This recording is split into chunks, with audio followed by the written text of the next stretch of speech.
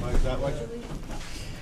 Pledge allegiance to the flag of the United States of America and to the republic for which it stands, one nation, under God, indivisible, with liberty and justice for all.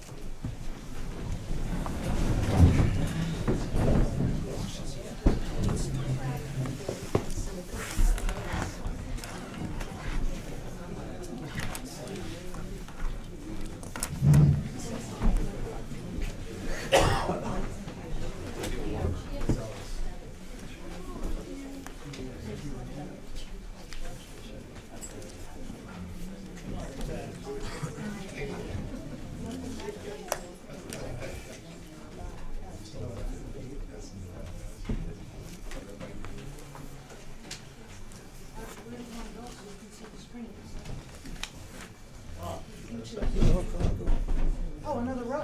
Yeah. Is any of the docket? There's some up front. They're right there. Just showing you what we've done for the last 10 to 12 weeks. It's still preliminary. And it's still preliminary, yes. We haven't finalized it yet. Okay, we're going to start with the schools, I think, tonight.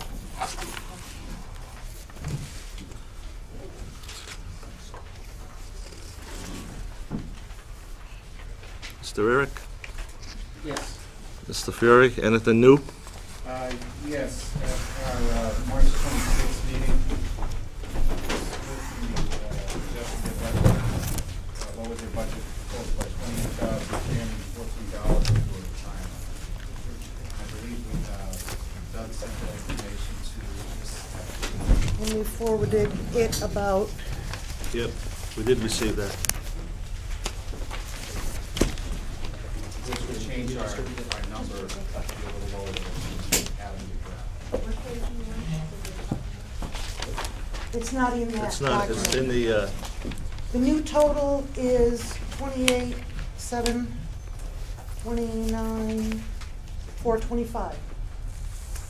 Correct? Yes. Which makes it 2.9.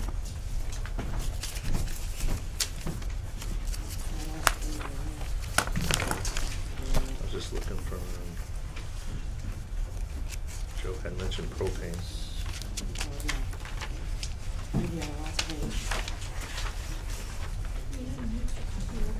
I'm looking for it. I had one. What did you find that one? And how much was the retirement again? 28,729,425? Yes. Yes. 28,314. Yeah, that one, okay. Is that just me? I think I got, what's 3.43? Now I got this. So, Came to 20 last week, the 26th, 27th.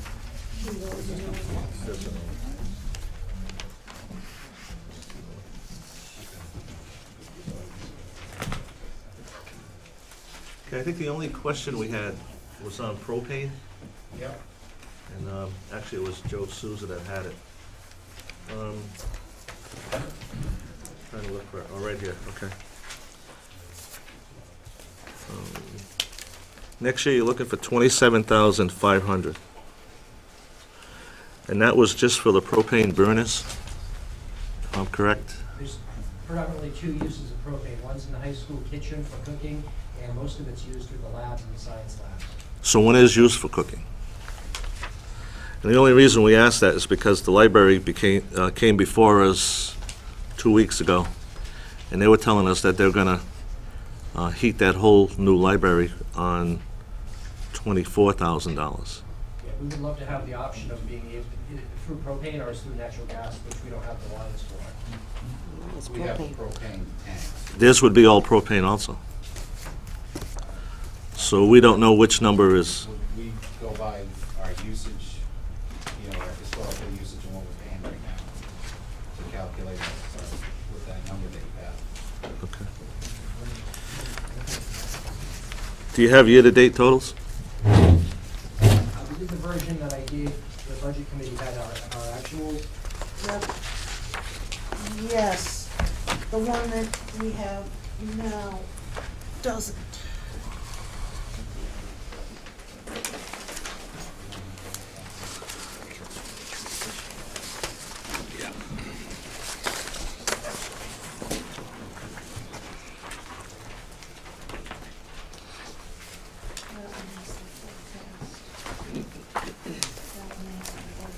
This one has the actual.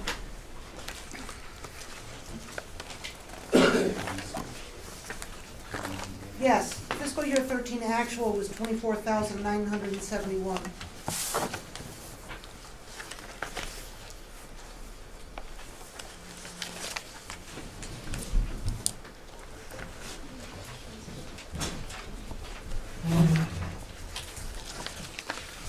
I guess it's gonna be a more efficient building at the library. Well, this isn't used for heating. Well, the library was strictly Right, for the heating. library is using it for heating, but the high school doesn't use it for heating. No, they're just using it for propane and cooking. The Used labs, every day, you know, to cook and whenever the science classes Okay. use it in the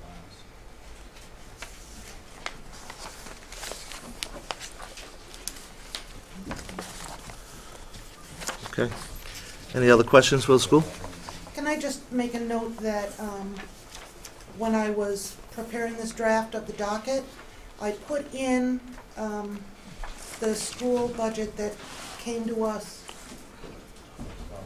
on the 12th, because we provisionally approved it, I think at a later meeting, but we didn't receive this revised one until March 26th, I think. Right, we met on the 26th. Right. We gave the next step. Right, and they reduced it, that's great, they voted on it, but the charter FTR rules, the final budgets come to us 16th. So I just thought it best to include the one that we received before.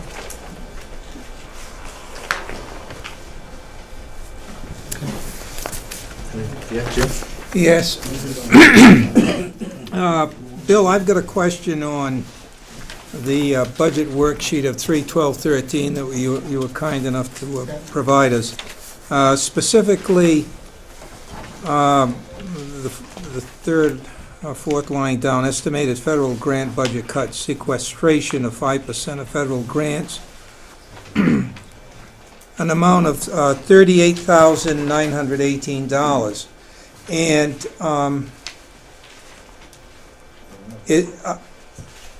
my question is that, are you making that up by? Well, that's a number, we talked to the Rhode Island Department of Education, Yes. and we asked for their best estimate Yeah. as to what these impact cuts, if they go through, would have.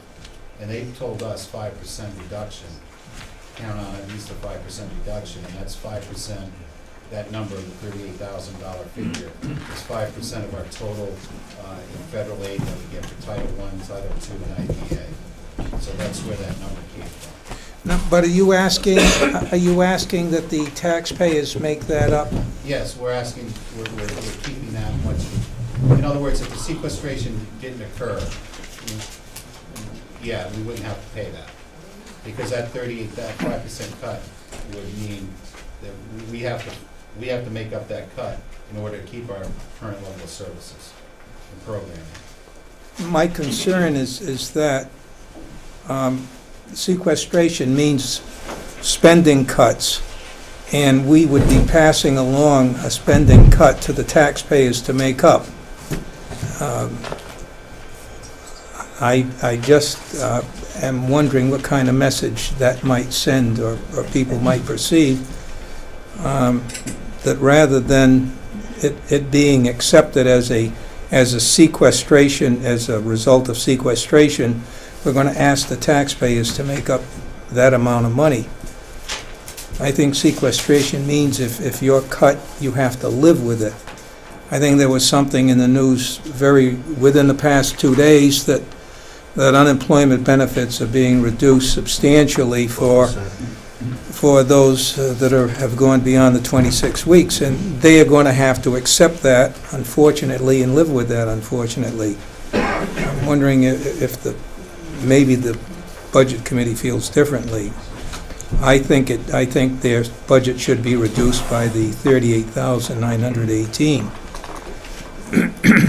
What does, just remind us again, those monies are for IDEA? The Title I monies help us pay for positions that if we didn't have that federal money, that $750,000 that we get, we would still need those positions in order to be compliant with the basic education plan that the Department of Ed establishes for every district. So by reducing that, our obligation still stands. We still have to meet the BEP. So those programs are still going to be needed. So that's why we didn't cut it, because we need the programs. And we put it in the budget to reflect that. So that's Title I. IDA is primarily special education, and Title II does professional development. And that's not a lot of money as part of the whole. Most of our money comes in Title I and the IDA portions of the federal grants. Mr. Rare, if those are federal, the special ed's like federal mandate, correct? It's both federal and state, that's correct. And those funds are very restricted. You have to use them Specifically for with that? specific areas, that's correct. Just want to take a step back. For those of you who don't know, we've already met with the school committee 2 nights. So I don't want to leave the impression that we haven't asked a lot of questions of them. That these are new items that have come up since our last meeting with them. Okay. You want to make a motion?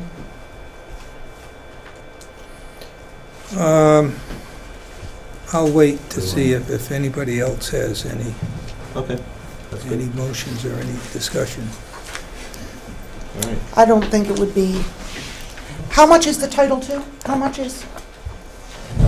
Title II is for professional development. Right. And Sequestration. our estimate is $86,631.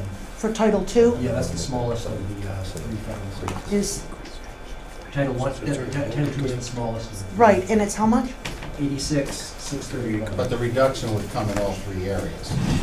Right. They estimated across the board for all of our programs, 5% cut. In reality, they're probably going to be higher or lower than they estimated 5. So 5% of the Title II. 780. Of the total.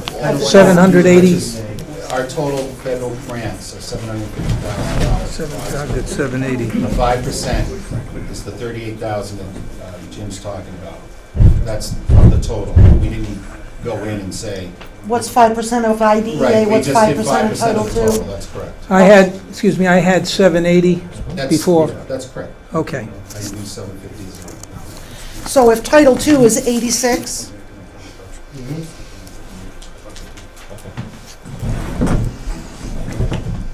Yes? Can I ask a question? If the state or federal government cut programs, does that mean that the Tiverton taxpayer then has to make it up? I don't understand that. That's only a question. If they cut, not only for schools, if they cut for the town, on the town side, on any particular program, does that mean that the Tiverton taxpayer automatically makes those cuts up? my guess is in some areas, say for example, Americans with Disabilities. If we got regular funding for building improvements, yeah, sure, and that was taken away by the federal government, they wouldn't say, but you don't have to do it anymore. Well, no, my question is this. Let's suppose American Disabilities, they gave us $100,000 to fix up the building. Right. But next year they cut it back to $75,000. That would mean, in my opinion, we only spend $75,000. That's the only money that they gave us to spend on that particular program. No, not if it You costs. suck up the other 25, not- so they don't care about the little people. They cut to save their budgets and toss it over onto someone else. Precisely. Precisely. Just because they take the money away doesn't mean the mandates don't go away. It's like No Child Left Behind. Well, I think it's time that the people stand up and say, no, you mandate it, you fund it. You don't fund it, we don't enforce it. It's very simple. Yeah. I agree. That's for somebody else to decide on that here. That's above us. I don't want to spend the money on lawsuits. I'm not sure I understand the context of your question. I mean, I get it, but the issue boils down to where is the funding source pegged? And I don't know if I got this correct or not. I've missed a few meetings, but let me say it the way I think you're saying it. If on the federal entitlement programs, there was an expectation of cuts, and that was put into the general revenue side of the school budget. It becomes a bottom line within the school budget, and it's a total appropriation, so therefore you would be funding it. If it was segregated and earmarked in the federal programs like they've always had been, and there was a cut, you wouldn't see an effect. Unless they wanted to subsidize it out of the general revenue budget, that is the state of the appropriation for the school department. Am I making myself clearer? Yeah, I pretty much. Okay. Anything else on schools? Okay. We'll move on. Where did we leave off last week? I think we finished everything last week. We just,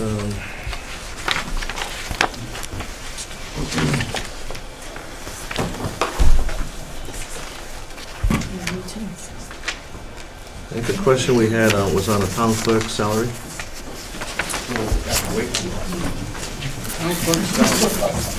Do you I'm want do you want to see if people are here for a specific purpose or not?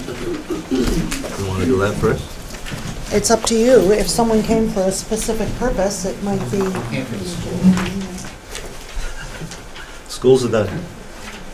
Oh, look at this at the agenda. Chairman, I am here to speak to the cuts that were made some of the cuts that were made at the last time regarding the litigation budget, the labor budget, and the planner and the zoning ads. I would like to speak to that when you get to that point. We'll let you speak to it now.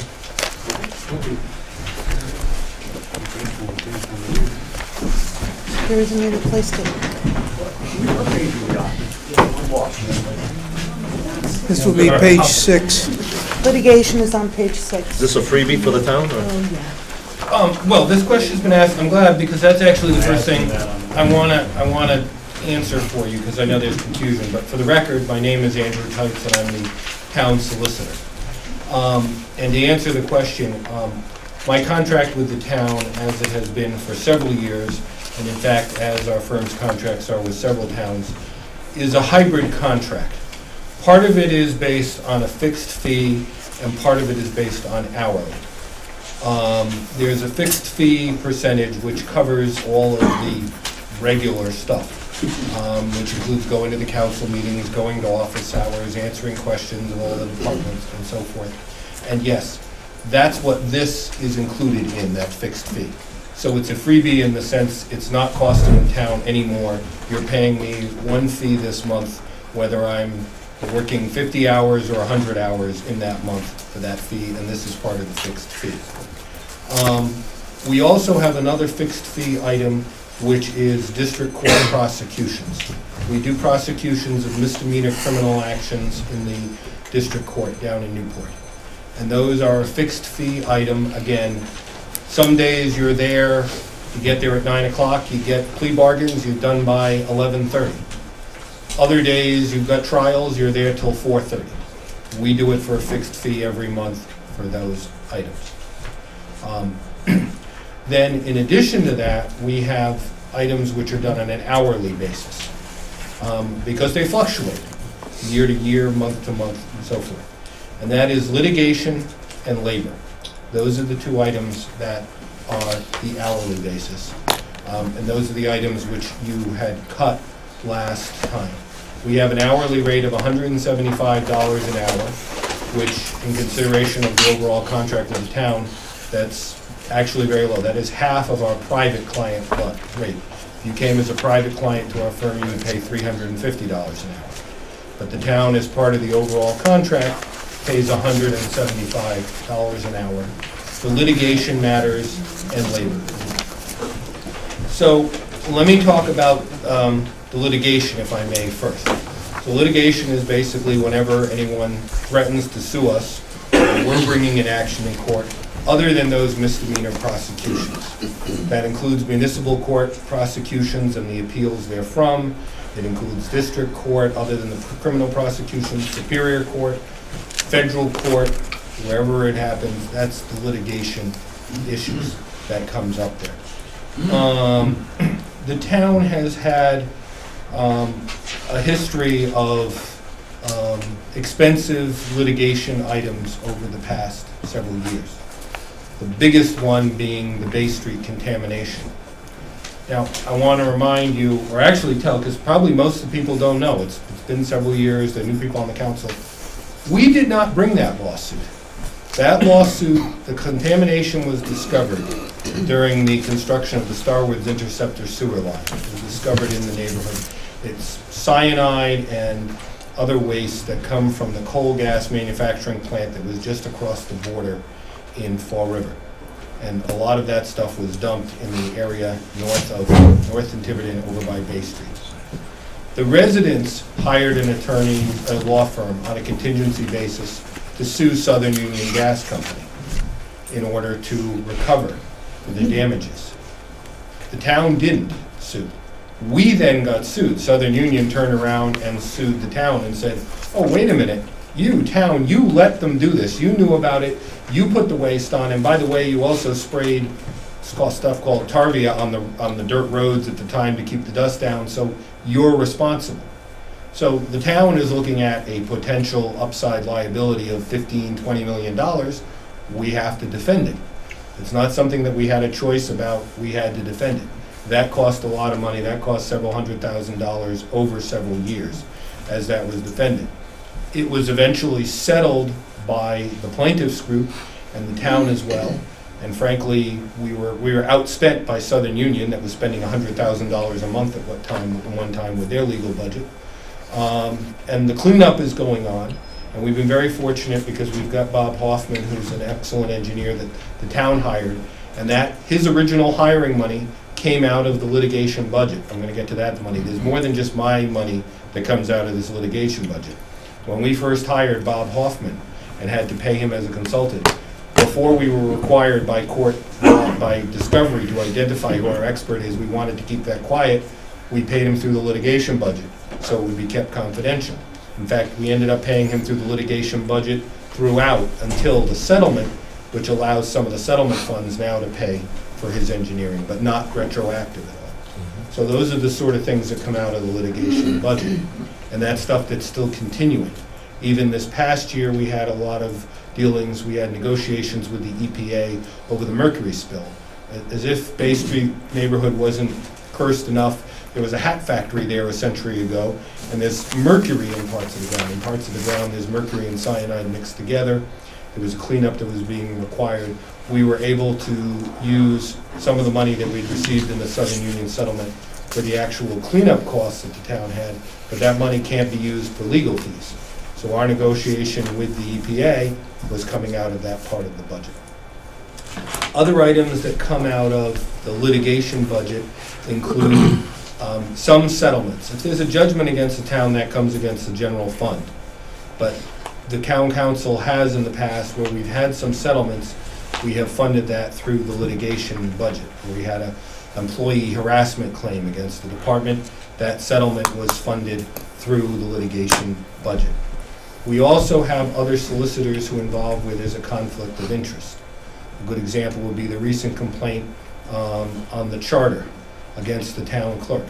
Now, I had provided advice to the town clerk when she first responded. It was raised as a conflict as it was. It certainly would have been raised and would have been a legitimate conflict for me to represent the town council hearing a complaint when I had been the one that had been involved in the action that was being complained about. So we hired independent counsel to represent the town council. That money is extra, comes out of the litigation budget. We've also had the previous council made the decision to hire independent counsel for the Odell case. Mr. Odell is the named plaintiff of 17 individuals suing the town for challenging the entire tax budget. And that, I mean, that's been $9,000 alone just this year, coming out of the litigation budget. It's not going to me, but it's these litigation costs that come out of it. So those are some examples of that. There are 3 different philosophies of legal budgets. The town of Bristol under budget, or at least until very recently has under budgeted consistently for litigation. They don't put a big number in, they put a small number in, but it's just been their policy to overspend that account, and then they move money around at the end of the year. And that's just their policy, the way they've done it. Actually, they've started to change it now. They raise the litigation budget now. The new administrator would rather have a more accurate picture. The other way is to overestimate. Budget more money for the litigation. Well, that's kind of a slush fund. We got extra money that we need to transfer later. And then the third way, and it's the way I recommend, is to try to estimate approximately what it's going to cost. And although, as the stock market people say, past performance is no indication of future, particularly where we don't know who's going to come out of the woodwork and sue us, it does give you some idea over several years where it's going. That's what we aim for. And then if we happen to have a light year, there is money back for the general fund, or that can be transferred to another account at the end of the year. Or if we have a heavy year, then it's going to have to be transferred if something comes out of the blue. But we try to estimate an accurate amount, which is what we've been doing here. So, in fact, if you look at the litigation budget, and I'm sorry I don't have this in a paper form, but this only came to my attention over the weekend, and I've actually been involved in some matters defending the town over the last couple of days. But 2009, 2010 litigation budget was $125,000. I actually have this. Okay. 2010 to 2011, it went up to 150. 2011, 2012, it went back to 125. Next year, this current year that we're in, 2012, 2013, it's at 115,000. Next year, it was scheduled to be at 120,000. I think that 120,000 is an accurate amount.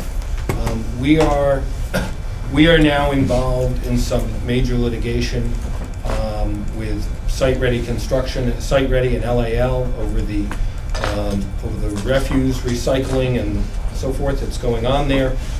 We've had some success so far as a consent agreement that they're going to move the recycling off the premises while this is pending, but we're certainly going to have to fight that. It's not going away. If you are concerned, I mean, this is an issue that the town council has determined is important to the citizens of Tiverton to defend our ordinances and prevent this kind of use in town. It's got to be fought. It's going to cost money to do that. That's just an example of one of the types of cases. Another example in the past was Weaver's Cove, the LNG terminal, that we had spent money fighting on that over several years. Those aren't things that we necessarily sought out. We didn't seek out LNG, but they were coming on our doorstep. We had to do something. We also get tax appeals. If we don't fight those tax appeals, then you're going to lose revenue because they're going to succeed and you'll have less revenue coming in on the tax side. We do try to settle cases where it makes sense, even tax appeals. If it's going to cost too much, if it's going to cost way more to defend it than we're going to get, we usually try to settle it. Or if we have any possibility, if it doesn't look like we're going to win, we try to settle it. And we have settled a fair amount of cases over the years.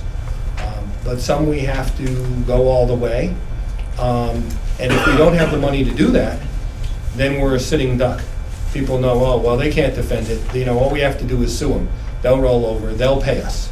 And your money that you save in the litigation budget is just going to come out of the general fund if you get a judgment, or it's going to have to come from some other transfer of funds if you have to pay for a settlement that way if it's not there. So on the litigation budget, I think that it's the 120 is a realistic amount. As I said, it went from 120, it's gone 125 up to 150, down to 125, 115, 120. I think that's a good range. If you choose 115 instead of 120, I'm obviously can't argue about that. I don't know where it's going to go. But I clearly think it has to be in that range. It has to be close to 120,000. I was asked about it, and I think it's a conservative amount. Can I ask you, can I interrupt and ask you a question? That's anybody here. If you look up on the screen, I know it's not real easy to see, but we have looked at this in the past. And that box on the top, it's on the blackboard, litigation audit history. And the first column is what was budgeted, and which were the numbers you rang off. And then the transfers are monies that were transferred in, if it's positive, during the course of the year. And there's the revised budget, which is the original budget plus the transfers. And then the second to the last column there is what was actually spent. So what you're seeing is in, oops, Raskies, sorry about that. Oh, I really did it. Time out. I'll get back up.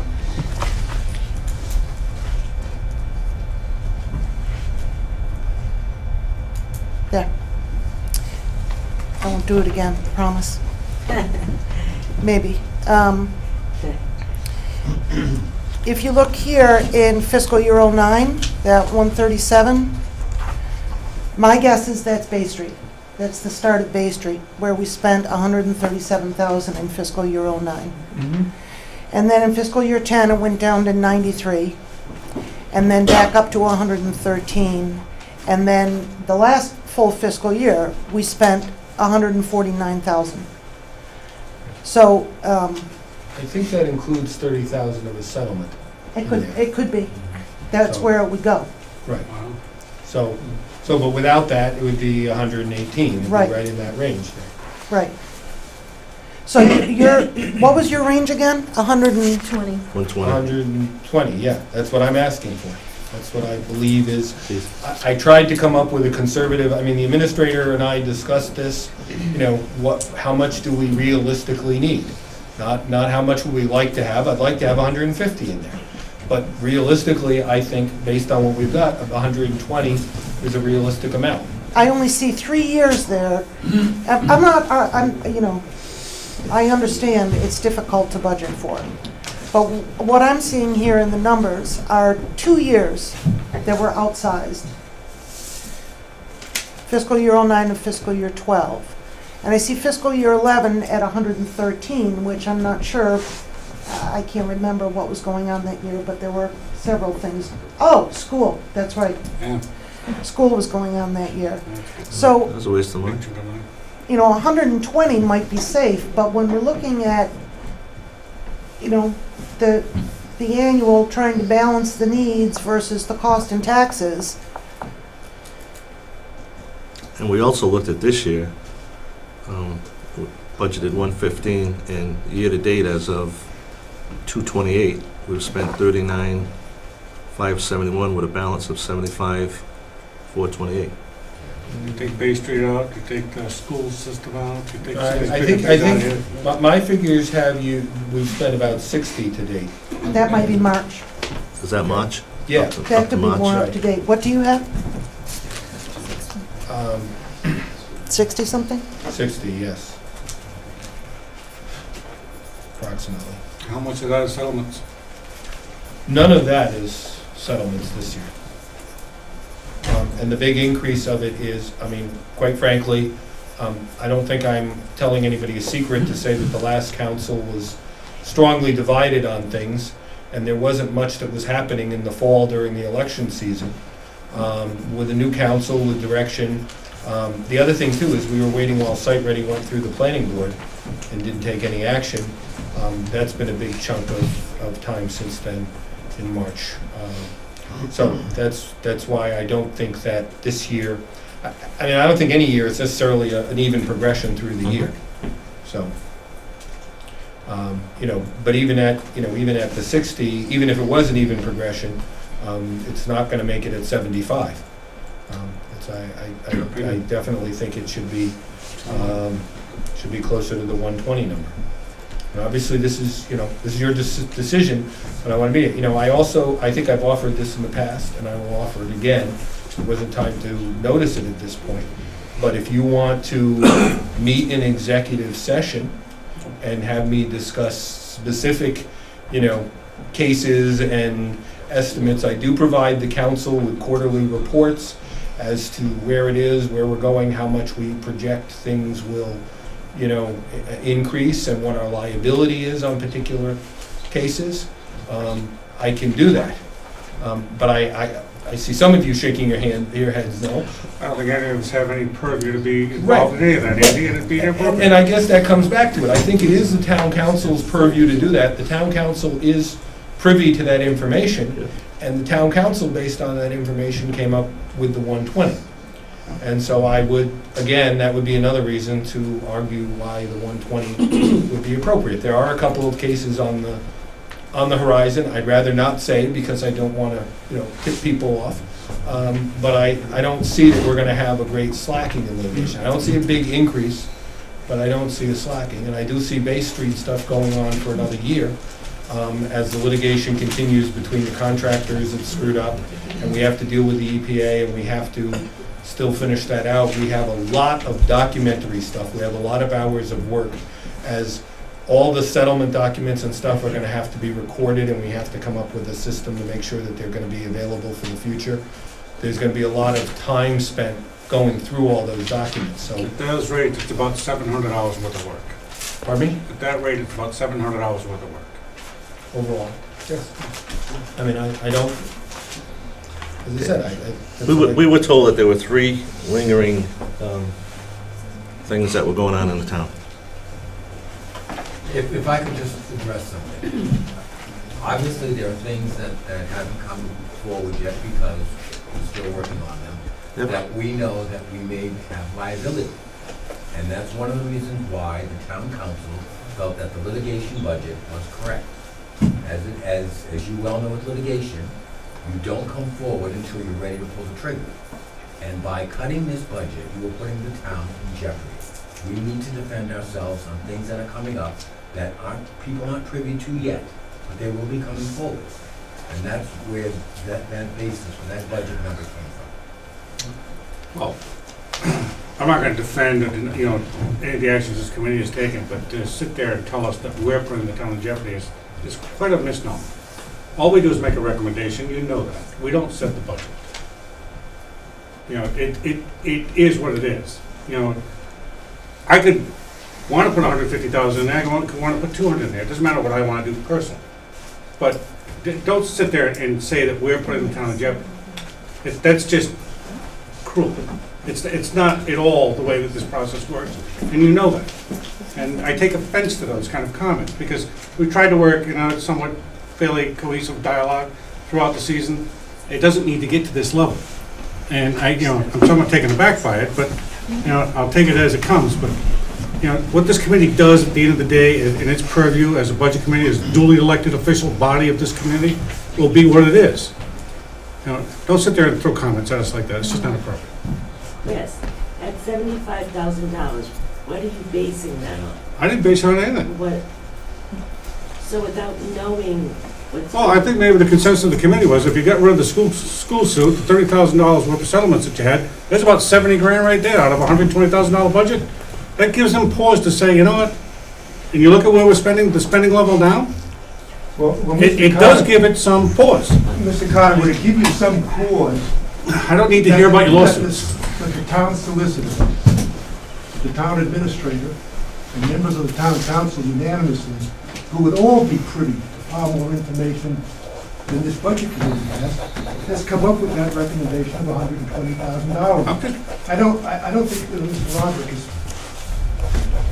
trying to direct any criticism to anyone, but I think as part of the argument to be made here tonight, I think as part of the argument to be made here tonight is that the town council also gave a lot of consideration to approving a recommendation made by the town administrator and the town solicitor. And I believe they're in a far better position than the town council That may be, or the town. that may be, but you've had your ability to put your budget together. It's up to this committee now to do its due diligence and come up with its recommendation. We don't disagree on that. Okay, I'm simply making the argument Sir, for the if you don't have all the information that they're privileged to, have you done due diligence? Hold on. Hold on. Is that really the due diligence, if you're trying to make a determination without all of the information available? Like I said, I'm not defending the actions yet at all. What I'm trying to tell you is that this committee takes everything in its whole to make a decision. And it may be that that's their, and I'm not speaking for them. I'm just trying to lay it out the way it is. The one line item that you're talking about, an illegal thing, and the total morass of this budget, and I don't know how many line items there are, in its totality, as this committee looks at it as affordability for this community, is the way this committee has made its decision. So fuck, I'm not saying that they won't amend it, they won't change it, they won't do what they want to do, but it has to be taken in the context of what this committee is looking at as a whole. Can I ask 2 questions? Sure. If the budget gets approved at the council's recommendation of 120, and they don't use it all, what happens to the remaining funds? And 2, if the budget gets recommended, it gets approved at the budget committee's recommendation of 75,000, and litigation requires more than that, what happens then? Same thing will happen in both places. It can either go back to the general fund, or it can be transferred to take up another expenditure item that was unforeseen. No different than if it goes over 120,000, they can strip money from another account and put it into funding. It's the same scenario both ways. If there's money in another account. If there's money available. I am concerned about that things are so tight everywhere this year that, that there will be the point of, where do you find the other money, particularly if it's a bad winter and there's not money left over in snow plowing and so forth, and you have to add money to that, and I can see a situation where, we could be here in April saying, well, I'm sorry, we're not going to do anything. No, we're not going to file suit. We know what's going on isn't good and so forth, but we're not going to do anything until July because we can't afford it, or we're not going to pursue things. Anyway, that's why I appreciate the opportunity to be here tonight and lay this out for you, and that's why I understand you don't want to go with executive session, but I wanted to make that offer. I do say, without that, I'm forced to say, trust me. You know how a lawyer's lying? His lips are moving? But honestly, you've worked in the council too, I do think this is a realistic amount of what the town would need. I can't guarantee that we'll use it all. I can't guarantee it'll overrun. I just think it's a realistic amount. Do you want me to talk about the labor now? Yes. Or do you have more questions on the litigation? Anybody else have anything on litigation? Just one more on the litigation. Out of that 120,000, what do you anticipate as settlement out of that? How can you guesstimate that? It'd be nice to have some separation. Why is the separation coming out of the general fund if that's how it's generally done? And why is it coming out of this account? I would estimate about 10,000 maybe as settlement on that. There is an item in here that the town has significant potential liability, but I think its realistic liability is not that great. And if we could settle it for 5,000 or 10,000 in nuisance value, it would be worth it to save, 20,000 in going to trial. So that's of the current 120, that's what I would say, not more than 10, because if they want more than 10, it's not worth it. But that's what I estimate from this one. Thank you. Other questions? I'm sorry, I don't mean to rush you. No, next one was labor. Labor, and I guess, Laura, you've got it, but 2009, 2010 was budgeted at 25,000. Apparently about 20,000, I think, was spent. 75,000 was budgeted in 2010, 2011. Only about 14,000 was spent. I don't think there weren't any contracts that were done that year. That was when everything was done. Right. There were no contracts done. There were no reviews of department heads. Nothing happened much. There's some grievances. That was 14,000. The next year, ending in 2012, 100,000 was budgeted because it was anticipated that we were going to arbitration. We were going to have a contested arbitration with the fire department. There was no common ground. That's where we were going. As it ended up being settled, and we didn't go. Only 38,000 was spent out of that 100,000. In the current year, 2012, 2013, 50,000 has been budgeted, and I think again we thought we'd have some arbitration. I have about 22,000 spent to date. I have 20,632, but as of February, yeah. You might be a little high. So I think the 25 that we asked for is right in line. As I said, you can see, we had it budgeted, we did have it budgeted, we inspected the arbitration. We're asking for 25. I don't think, I think 15 is cutting it too low, other than the year 2010, 2011, when nothing happened. We haven't been that low. We do have some pending grievances.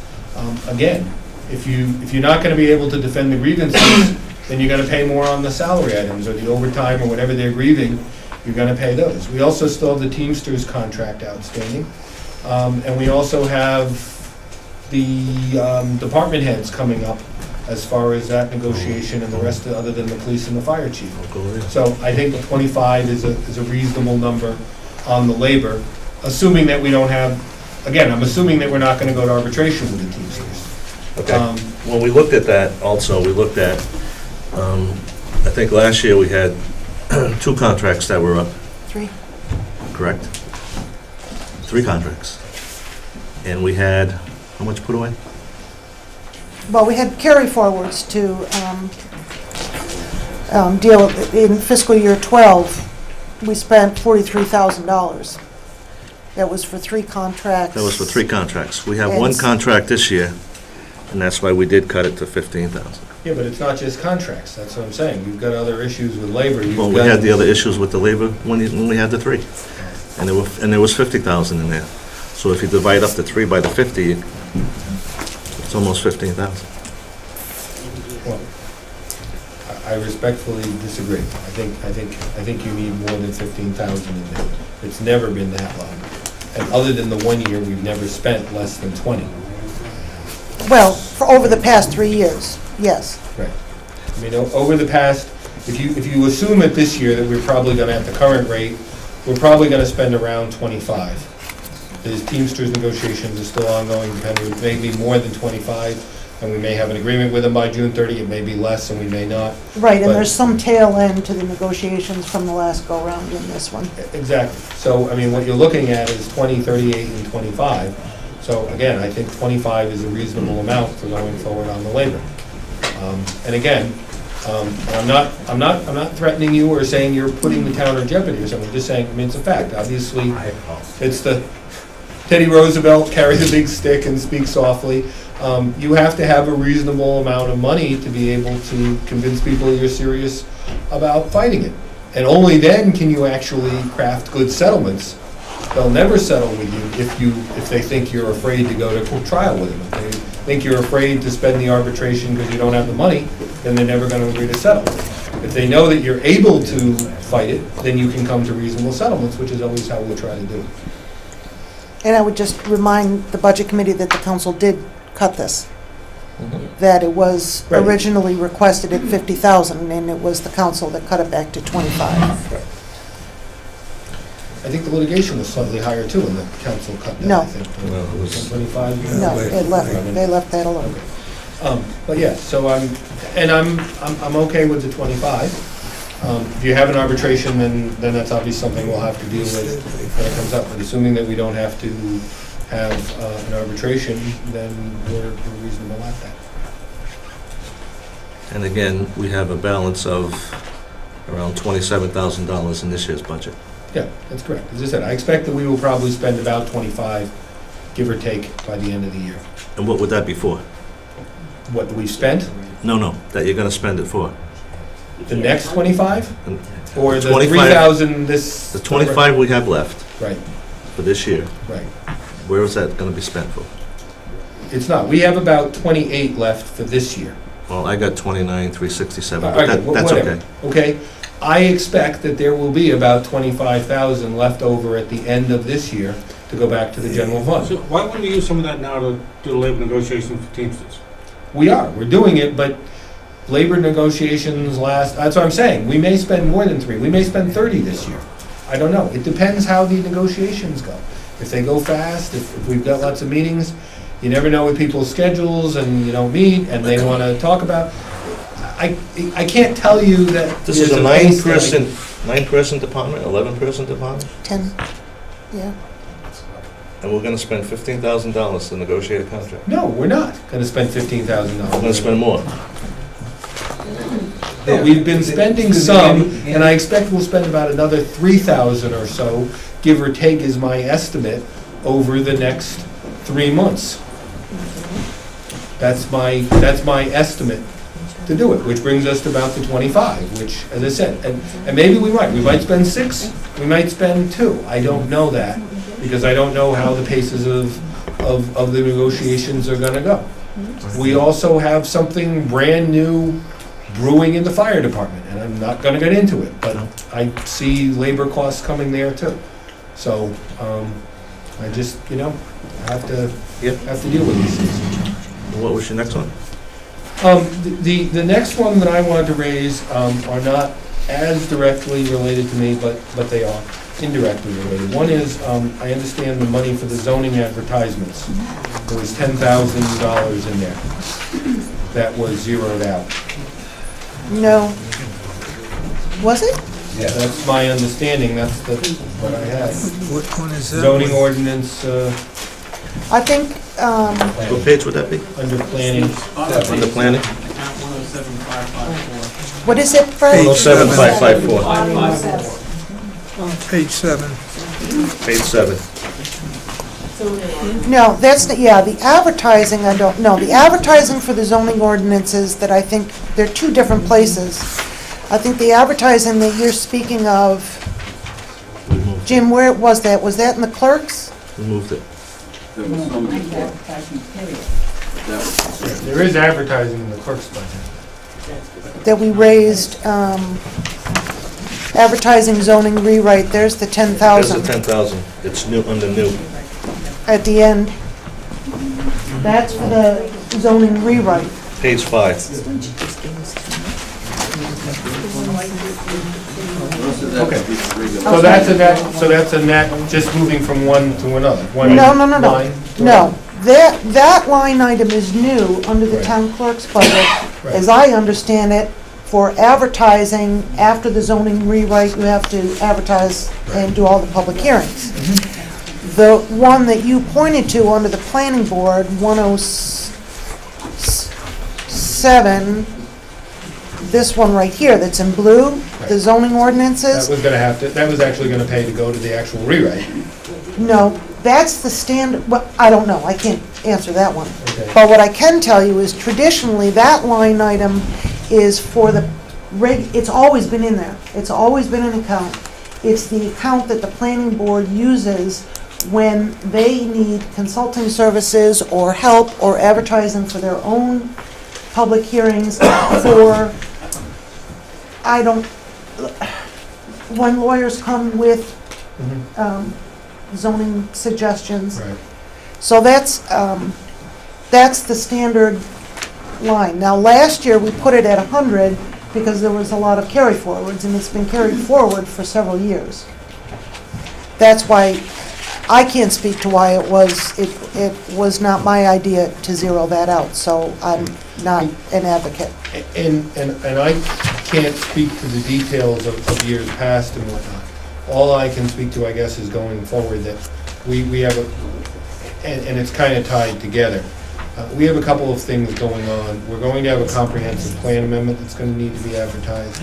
We do have two separate aspects of zoning rewrite. We have a challenge grant from the state now for the work that's basically almost all done to basically, and this is an economic development initiative, to rezone Main Road all the way from Route 24 to the Fall River border and the Four Corners area, to rezone those areas. And that work is mostly done. Bliss Four Corners, sorry, or Bliss Corners. Not Four Corners, I'm sorry. That would cause a whole riot.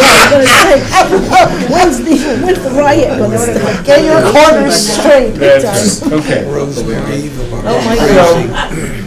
So, we have to advertise that. And because it's a map change, you have to send notice to every property owner within 400 feet, within the area that's being changed, and within 400 feet. So you're gonna go all the way up and down. Bliss Corners isn't actually that bad. There's not that many property owners up and down and 400 feet out. Main Road, you get a ton of property owners, the length of it, And then you really get killed when you get to Starwoods, because that's a condominium development. The law requires every one of those condominium owners has a percentage interest in the common area, which is within the 400 feet. We have to send a certified, it has to go certified. And although there's some talk in the General Assembly about changing that, it hasn't been changed yet, so you have to spend basically $5 a person to send out that notice, including every single owner in Starwoods has to get a notice. You're talking $5,000 to $10,000, and you have to advertise it in the paper 3 times. Now again, you can cut the cost by doing an insert in this kind of times. If we print out the insert with the map and deliver it to them ahead of time, and they just insert it like a shot, like an ad flyer, that cuts the cost down. But still, that's gonna cost probably close to $10,000 to advertise. Right, and that's the line And- item to the clerk. Okay, Right. well, okay, I was gonna say, I don't know where it was coming or not. The other thing is you still have, you still have the regular advertising and so forth. Well, if that's there, that's fine. The other thing you will have is advertising in the future with the comp plan. Right. That may be, and that will be somewhere in probably in this 2013, 2014 year, and I don't know where that's gonna come from. I also, I have just 2 sentences to add to that. At the 5-hour budget workshop that the council had a few weeks ago, we had discussed, part of that $20,000 was an estimate for the comprehensive community plan, the advertising and some of the notice requirements and et cetera, et cetera. And Nancy said she would sort of split the difference with Kate Michaud in the planning department. The planning department would try to absorb half, and the clerk would try to absorb half, or at least as much as they could in a more formal than usual. Usually it's just, you take half, we'll take half. We tried to split out, and we estimated about $20,000. So this line item was for part of that? Okay. Some of it. It depends on how much legwork we can get done in this fiscal year. It's going to carry over just by the way the deadlines are. But that was some of it was for a comp plan, and some of it was just for the regular advertising that the zoning rewrites that we're currently doing. Okay, thank you. and the final item I wanted to talk about was the planner. It's my understanding that you have zeroed out the planner's salary. And this is a policy debate that I know went on for a long time in Tiverton before you had a professional planner. You did have a professional planner, now you don't again. Obviously, I'm biased. I'm a professional planner too. I'm certified by the American Institute of Certified Planners. I do this stuff both with the legal and the planning. And I think that getting rid of the planner is penny wise and pound foolish. In 2 ways. The first way, just the pure dollar, if you get a decent planner who can write grants, good grants for you, you can easily make up the difference just on the grants alone from the planner's salary. Obviously, you can't ethically tie it to, you gotta get so much grants to earn your salary and so forth, but as a practical matter, I have seen it. I have seen it in the communities that we represented. I remember before Barrington had a professional planner, I'd see the CDBG grants come out every year for the county, and Bristol would get $300,000, and Warren would get $150,000, and Barrington would get $3,000 in grants. And there's nothing. Now they've got a professional planner, a lot of grants being written. You had it here. I know there were other issues with the planner and his, personal style. But you can't really focus on the person and the style. You need to look at the position and how it is. There's no town that has the degree, the population, and the degree of development that Tiverton has that doesn't have a full-time planner. And so the first aspect is on the grants, and the second aspect is just on the protection of the town. Again, if you don't have someone reviewing the plans, if you don't have someone dealing with the developers and so forth, in the end, it's going to cost more with the lawsuits and so forth than you're going to save in the planner's salary. And even talking about the zoning, the zoning ordinance does need to be rewritten. You haven't put any money in there to hire people to rewrite it. So at the very least, then, you've got to have a planner, and that could be one of his chores. It's going to take longer, it's going to be harder if it's being done in-house by the planner and the planning board, but at least you've got someone there. Now you've got no one. You know, you're going to be doing nothing but, you know, processing the applications that come in, totally reactive, no planning.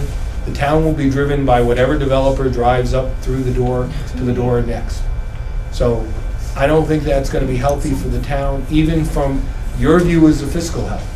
Your long-range view of the fiscal health, I'm sure, includes a mix of development, not all residential development, which puts the cost into the schools, but a mix of commercial and industrial and residential development. That's really something key where I think you need a planner. And I would certainly recommend that you put that money back. And I think that's an urgent thing. I don't know what your other deadlines are, but I guess I would ask you to do that tonight, because I'll tell you on the timing, I know the council meeting is Monday night, and they're supposed to approve the language on the job description in the ad. And I go usually every other year to the National American Planning Association National Conference, and I'm going to be going the following week out to Chicago to the national conference. So I can post this on the bulletin board and get you national exposure for free. It's not going to cost anything. We'll get it on the various websites of the regions as well. But if you do this now, so we have it in time, you can get that national exposure for free. And I know you're not paying very much for a planner, but certainly that increases your odds of getting somebody good. If you've got national exposure out there, somebody who wants to come relocate to this part of the country, you can see it, you got a better chance to get that. So I would recommend, again, I recommend that you do it, and I recommend that you do that tonight. What were some of the reasons why the planner was relegated essentially to the cellar of the town hall? Well, I believe the planner was relegated there because that was the only space there was at the time. And why was he moved from there to, in other words, he never occupied a place within the town hall. There was never an office found for Chris within the town hall. Was he up here? Yeah. He was up here, but before he was up here, he was in town hall. Yeah, he was down. But there wasn't enough room in town hall, which is why it ended up coming up here in the department, and Kate and so forth. Yeah, the whole department came up here. That was logistically, for them to meet with developers along the way, they had no room at the town hall at the time to meet with anyone. So it made, I mean, not that this place was the best place that they could have possibly been at, but it was way better than not having any space at all at the town hall at the time to meet with anybody and to talk in private, you know, over things. So I mean, town hall is not big enough to do it, unfortunately. No. I mean, obviously, I think one of the longer range plans is to, when the library leaves Essex, if we can, you know, get permission from the court to use Essex for town offices, that would make an ideal spot in close proximity to town hall to have, you know, overflow office space in town hall annex, which a lot of places, a lot of communities have. Now, there were some some problems, I recall, when I was town treasurer, and you suggest that it was his personality. Weren't there others? I don't this suggest, came up. No, I don't suggest it was his personality. you know what, and it's not even relevant to this conversation as to why the line item is zeroed out. It's not about the personalities, and we shouldn't even broach that topic. What we need to talk about is the nature of the job, what the importance is to the town. It is extremely important to the town. We fought tooth and nail back in 2000, whenever it was, in order to get a professional planner. When we had just the consultant who was part-time, there's a faction of this town that just doesn't want any planning, period. Whether it be part-time, full-time, nothing. So we got this professional planner, and there were people who sat with me, alongside me, at the interview. We interviewed several people. The person that we picked was the most qualified for the job. He had a Herculean job. He or she in this town will have a Herculean job to do planning in this town. And it's sad, because what this town needs is the plans for the different segments of the town. They're all different. Not one blanket can fit the whole town. There's Bliss Four Corners. There's Four Corners. There's the main road project. When we had the initial part-time planner consultant, she was trying to revitalize the whole main road. And then there was even talk about revitalizing the Stone Bridge area. I mean, these are the type of things. They may not be tangible, but they're certainly important. And for the people who are sick and tired of looking at rocks and trees and grass and mountains, this is what we have to do. I hear about it every single year. And this is the year that's most important, that we're going to zero out the most important position. We have a part-time planner now, who is Kate, who's an awesome town employee. But she, if I remember correctly, she said she wouldn't be doing this forever. So if we zero this line item out now, then there goes Kate. So now she becomes a clerk to who? And for what? If there are organizational problems, are we going to continue to have the turf wars that we had for a couple of years? Yes, I think we will, because we have the same people who created those turf wars in the situation, That's not I'm our talking about, That's not our talking about the We public. shouldn't even be discussing that.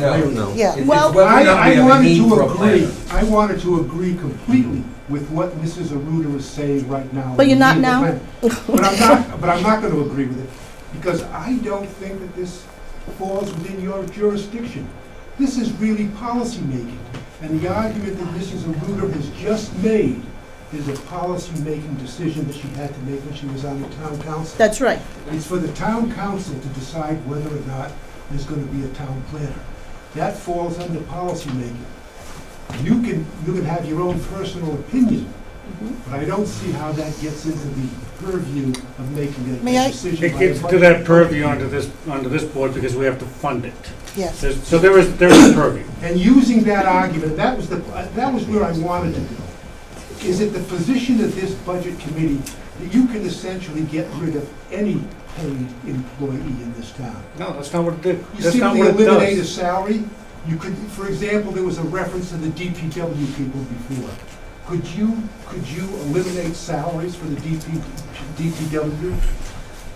Could you eliminate salaries or lower salaries that would make the jobs very uncomfortable or unacceptable? Mr. Lambert, That's the... it's not the salary, it's the money. And we've been down this for 1,000 times with many councils before in the past. I'm not defending the action. So please don't take it this way. And I'm not even trying to argue. Because I go back to the old building official where we put X amount of money in a budget and for his salary account. And the council gave him a contract that was contrary to that. So the contractual obligation is the council's. The funding obligation is the taxpayers. There's always this, you can't do this because it's not your purpose. You know, you can come up with the money through a transfer. I want to make sure I understand. You can do what you want as a council. Are you saying that if we had a contract, say even a union contract that covers DPW people, for example, you then couldn't I didn't say that. I didn't say that. So essentially what you're saying is that with any employee in this town, whether it's a department head, whether it's somebody protected under a union, you could underfund to the point where you've essentially eliminated the position. What I'm saying as a member of the town council is that really, and I'm not trying to don't take this personal, it's not meant that way. But I think it's an important you get me in a issue. position where I have to defend every action. I believe issues like who you're hiring and what positions you have, and even the issue of the salary issue, I believe really goes to the town administrator, although the town council may have to ratify it.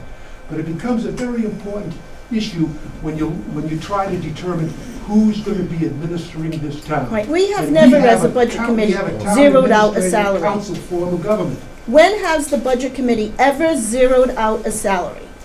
And what is the rationale behind zeroing out that salary? But there's nobody in this position. This position Well, is there has to vacant. be. But I don't think There it's the hasn't been. purview of this committee. Bill. Yeah, Bill. Bill's been patient. Mr. Gerlach's been waiting a while. Yeah. Sir, you know what, so first time on the council, I want to offer my kind of first time impression on all of this and echo some of the sentiments here. So, first of all, I just want to remind everyone that the planning board also endorsed the position of planner. I think if we sit here and take the rear view mirror approach and talk about what has happened in the past, we will never be able to shift gears and start talking about the future and what we need to do now and what lays before us. So I don't buy the argument that, you know, we need to nixay this because of kind of what happened in the past. My read of what's going on in the town is that, in my understanding of what the role of a full-time planner could mean to this town, I think it could pay for itself many times over, as Andy pointed out, in terms of the grants. But I also think there's just a real challenging roadmap ahead of us in terms of how we address certain types of economic development in town, that it behooves us to have a town planner there. So I would strongly advocate to put that back in. We are getting ready on the 8th to advertise this position. If we got to pull that back, you know, that's a whole issue. As far as the advertising for the comp plan, you know, my read of the situation, and I think, you know, most of the council would agree, is that we're woefully behind on this. And we need to try to do as much as we can, as quick as we can in this next fiscal year in order to ensure that we don't go past the deadline of when we need this in here. So cutting any type of advertising budget that might put that in jeopardy is an issue as far as I'm concerned. Personally, and this is just anecdotal, this is again my first time at this rodeo, so I'm offering some perspective here. I don't know why we spent all of this time debating the budget this year, only to have so much of this where we believe we're making recommendations for the benefit of the whole town that balances services with costs and, you know, nets out at some sort of value add for the citizens in this town. I don't know why we have spent so much time debating this, only to see a lot of this stuff pulled off. So it's my 2 cents on it. Well, but I'll give you my 2 cents on it. If you think you spent a lot of time on it, we've spent the last 12 weeks every Thursday night working on this, and sometimes Wednesday and Thursday nights. And we are also trying to do the same thing. What's beneficial to the town and what's beneficial to the taxpayer of this town, and what the taxpayer can afford to pay for this town. And for people that come here tonight, this just boils me that we wait until the last minute. We've been meeting for weeks, and no one's been come before us except for probably 2 people in the audience. And then everybody rushes at the last minute. John's been here just about every meeting. Yes. As a taxpayer, I was pleasantly surprised to see you last week go through these items line item by line item and have a discussion. Twice. You went through 2 nights of going through this budget. And if we don't keep the tax rate down in this town, there will be no economic development. How many planners you have? I mean, that's my perspective. Anyone else? Because every one of these tax raises are on top of the last year's tax raise. And people come here to start a business, they look at the tax rate going up over 10% in 9 years, and they go, oh. So they it's also look at crappy zoning and say, well, I can't That's do right. much here. The whole town is not conforming. It's a mess. So somebody has to do it. It needs to be a professional. Let's, we got a lot to do. If I can just add a little perspective to what the planner does, in addition to the day-to-day duties of, you know, meeting with developers and so on and so forth. These are just the special things that the planner gets involved in. Of course, we've already talked about the challenge grant, the Stone Bridge abutment repair, a $2.3 million project. The planner gets heavily involved in that. Of course, the comprehensive community plan that needs to be updated. Play a vital role there. Zoning amendments for the watershed protection overlay district. Enterprise zone liaison work. The planner is also getting involved in, there's an effort for a regional economic development with the Chamber of Commerce. The planner is a member on that committee. GIS updates, East Bay Economic Partnership, Community Development Block Grant, and the TIP program, Transportation Improvement Program. The planner has an active role in all of these issues, over and above the day-to-day activities. It's a real job. I just had one quick comment. Someone made the reference that there was nobody in the position currently. There is no head planner or planner, so to speak, but we had contracted extending the scope of work that Kate Nisho would do to cover the gap between what we had when we didn't have a planner and now. And she's doing that. I think even her contract is expired, in terms of her contract is expired, and she's still doing it. Well, that may be one person's view. Please don't take that as the whole, because for how many years, while that may be one person's view, I'm asking, please don't take that as a whole, because if you look at year after year after year that we have funded a deputy police chief that was never there. We still fund it. And now you've reallocated the money for something else within that department, which is fine. There have been times when you've had vacancies in the police department, vacancies in the fire department, that somebody wasn't there, that we didn't go ahead and just stop funding. So I'm just trying to say, it may be one person's opinion, and I get where you're going, but okay, it's... I don't think you do, because I wasn't going there. But I would just respectfully suggest that the tone of this conversation cool it a little bit, because I'm just trying to provide some information. There is someone acting as our planner right now. And so we have, tried to create some amount of bridge over the gap from the position that was there. I'm not trying to start an argument, and I respectfully and really just trying to talk about these issues, and I don't know what the hell's going on. But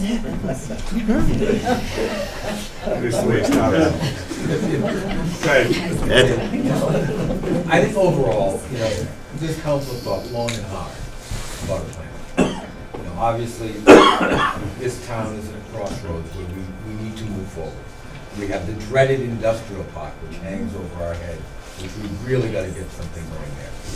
Or get rid of one or the other. But unfortunately, a planner is key in that type of thing. The development of Bliss, of Main Road. I mean, all these areas. Those are the key things that we need to do and move forward in this town to make this town much more attractive, to bring more businesses into town, to hopefully keep our tax rate down. Everyone talks about the tax rate and going up, and I don't want to pay more taxes than anyone else. But what a lot of people don't realize is when you look at the tax rate, you also have to look at the assessments. And if you look at what our property is assessed at in correlation to our sister cities and towns, someone may have a lower tax rate, but their assessments are far higher than ours. So sometimes you cannot relate it just to a tax rate. So, but again, we need, and again, I won't speak for myself. This position needs to be filled because this town needs to move forward.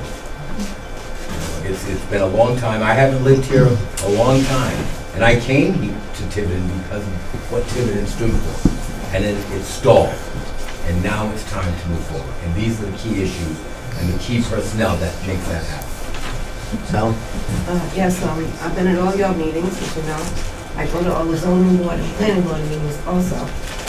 And in my humble opinion, this town needs a planner and needs that go-to person that can help people with all the tape and the red tape that's horrible. As Mrs. Wood said, this whole town since 2001 is non-conforming. They changed the R15 to 30 and all the way down to 80. And I see people at the zoning board and the planning board with their lawyers and their surveyors, taking all these people sitting there all night. They need a person that can go in their office and say, what do I need to bring there? Because then they're sent back the next month, and they're sent back the next month, and it's really an awful thing to watch for the citizens of this town. And we need that person that they can just go to. And if you take Kate's salary that she's whatever, and it's not my business, but I'm just saying, somewhere, if we can have a planner. We all want smart growth and smart spending, and I think that's how we're going to get it. One thing that I just can't understand, and I know where you come from, I know where the townspeople come from. Nobody wants high taxes. So you brought up the industrial park. We had a man in town who wanted to buy all of that, and what you see going down the bottom of Brayton Avenue was going there, and we left him right out of the town hall. Left him right out of the town hall. I saw the plans. His wife told me, what he's building at the bottom of Brayton Avenue in Fall River is what he was gonna build here. It wouldn't have been built because we don't allow big box buildings in there. Right. We don't want that in Tiverton.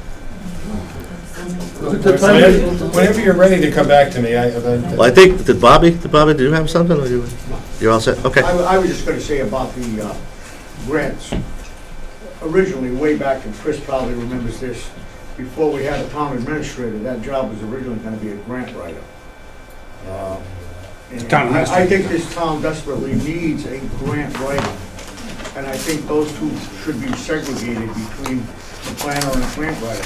And the grant writer, pay his salary and give him a percentage of whatever they bring in. I hope You they can't do that. Can't do that. Grant writers make a lot of money. They're probably making more than a planner, Okay, we gotta move on. just so you know. so let me just, I just want to say one thing. And Chris knows this from years before. I am always available to you. If you call on me, if you have a legal question, when legal questions are coming back. I'm town solicitor to the town, not just the town council, so I'm available. You can call on me in that aspect. And I'm also available, part of our job in other communities and so forth, we go before various bodies to talk about our budget. I discussed my budget with the town council and submitted it there. I wasn't at any of these meetings because it wasn't until last week that the cuts were made that it came to my attention that I needed to be here for that. But I want to make that offer that I am here for either one of those things. I am here for it, whatever time. It doesn't have to be after you made the cut. If you're thinking before you got questions, please call me. The second thing I just want to come back, I'm not going to get into whether it's your purview or not, but assuming it's your purview, I'm recommending, again, it's my request and recommendation, as noted about the litigation and the labor budget, and for the planner, I just want to make clear about not personalities and everything, or anything like that, but stuff, and even positions. I believe, based on my experience, and I have been representing cities and towns now for more than 25 years, all around the state, so I'm familiar with the places where the planning department is a planner and half a secretary, a planner and no secretary, and places like South Kingstown where the planning department is about 6 people, including a dedicated GIS specialist. So, and in between. My recommendation, based on what I've seen in the town of Tiverton, you need at least 2 dedicated people. You need one person to handle the applications and the flow, because there are time frames with all the subdivision and land development projects. If it's not dealt with in a timely fashion, it's approved by default. So no matter who you have, not talking about who's going to be there, I believe you need 2 positions at least. You need one of those people to handle the day-to-day stuff, and you need another person to do the planning, which would include a significant portion of grant writing, which is where you're going to get the money back in the long run. But even without the grant writing, you need it, because change is going to happen. That's one of our planning axiom, if you will. Change is going to happen to the town of Tiverton. Do you want to plan for it, or do you just want to let it happen? And so I recommend, I think you need to have those positions there, both in the budget. Okay. Thank you. Thank you. All right, what else? Oh, I'm sorry. Just want to just make a few comments. I have attended, like Sally, quite a few budget committee meetings. I have seen the budget committee do their due diligence, getting into the nitty-gritty detail, doing that detail analysis, line by line. They've done this week after week, and they're a dedicated group of people. I've never seen a group do so much work, ask so many questions, certainly a lot more than the town council did in their few workshops on the budget. They actually did get into finite detail, and I think they've done a good job, and I think there's 11 people, so you have to convince 11 people that or at least 6. Or at least 6. That it's needed. Actually, so I think we have to give them the opportunity to make their choice. They're trying to weigh the needs of the town, the needs and wants of the town that's in our budget versus the needs as they see it, as they read each detailed item, and the ability of the taxpayers to pay this bill. That's right. And that's a very hard job. And I don't, they're doing a great job. They're going into the detail, and they're trying to make the best decision they can. With the information we have. With the information that's provided, and actually going back again and again to the town administrator to get the proper information, get the accurate information. And I think you're still looking for some more accurate information.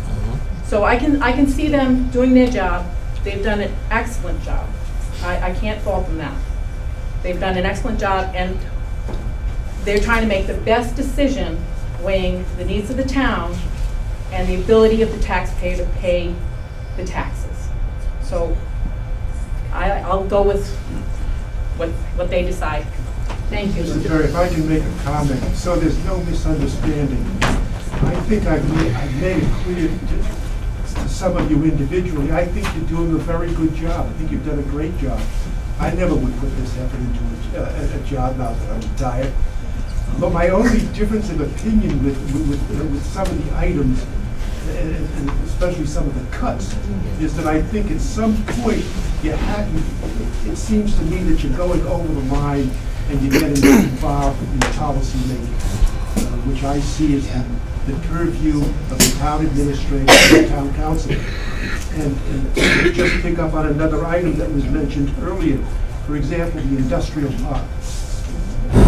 I may be misinterpreting this, but when you cut $60,000, which I take it was what was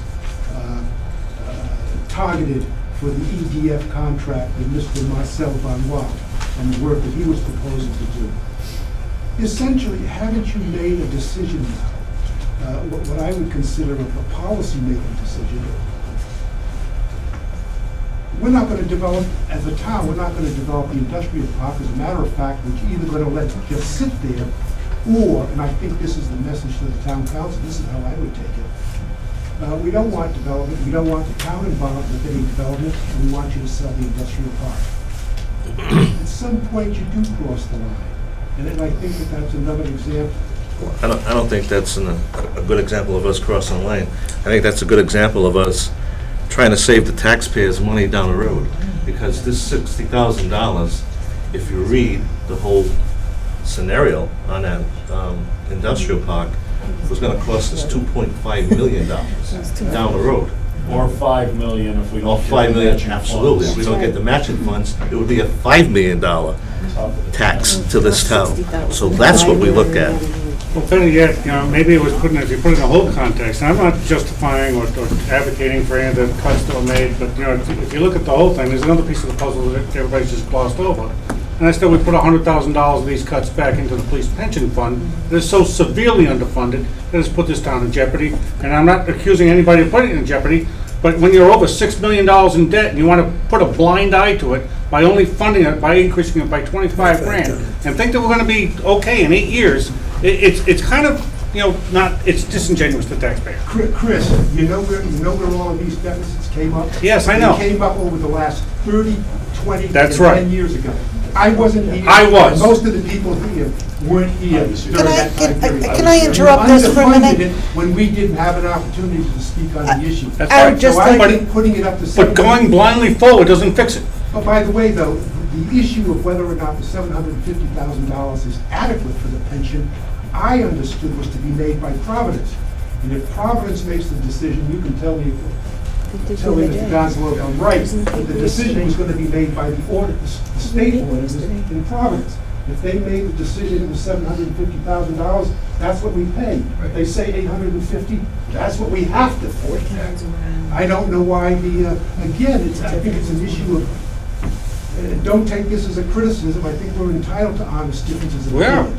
I think that's another example of a budget committee saying, well, we're going to second guess the town council on this.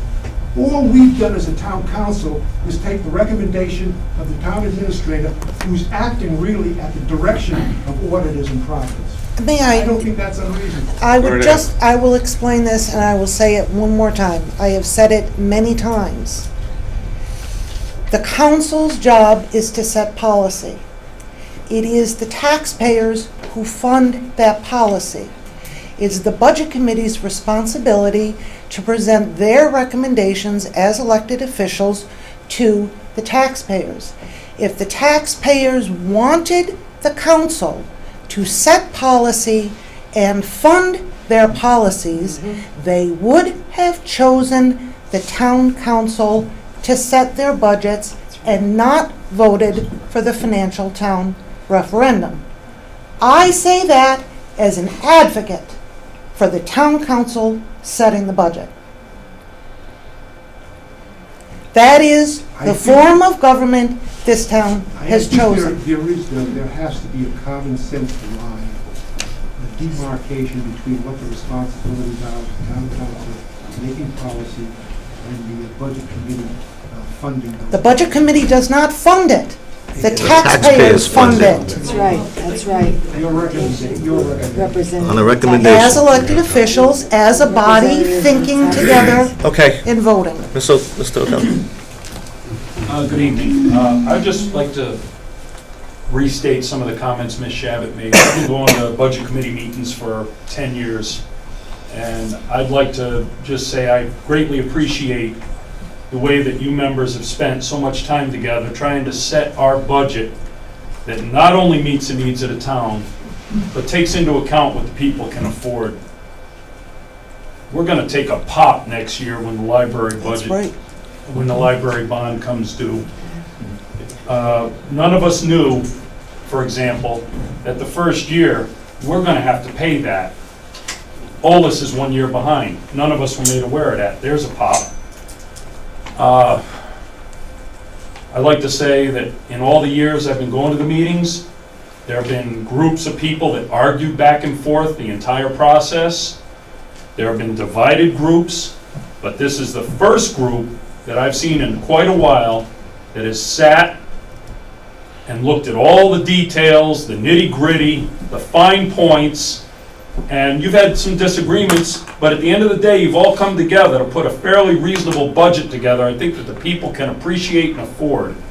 And as a taxpayer, and as a 30-plus year resident in town, I, for one, would like to applaud your efforts and personally thank each and every one of you very much. Thank you. Thank you. Good. Jim? Let me, I'd like to address the pension, but before I do, I just want to state, you guys, not all of you, but some of you know that I spent many, many years on that budget committee. So I know exactly what you're going through. You know, I probably spent over 15, 18 years on that budget committee, and a lot of them as the chair of the budget committee, defending the budget committee's budget at the financial town meetings. So, you know, I know what you're going through, and I can understand it, but, you know, there are some things that I just need to bring out. For example, this pension issue. You recommended an addition of $100,000 for this pension issue. I have been to all the state pension meetings. Okay. I've been involved intimately. I was involved in the actuarial study, I was involved in the experience study, and I was involved in the financial improvement plan that I just presented to the state commission Monday. As an example, Monday, we were scheduled to go from 10 to 12. There were 4 towns scheduled for Monday. Each town had a half hour. Bristol went first. Coventry went second.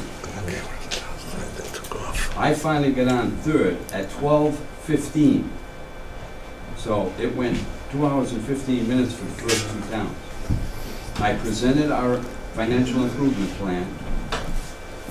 They asked 2 very simple questions.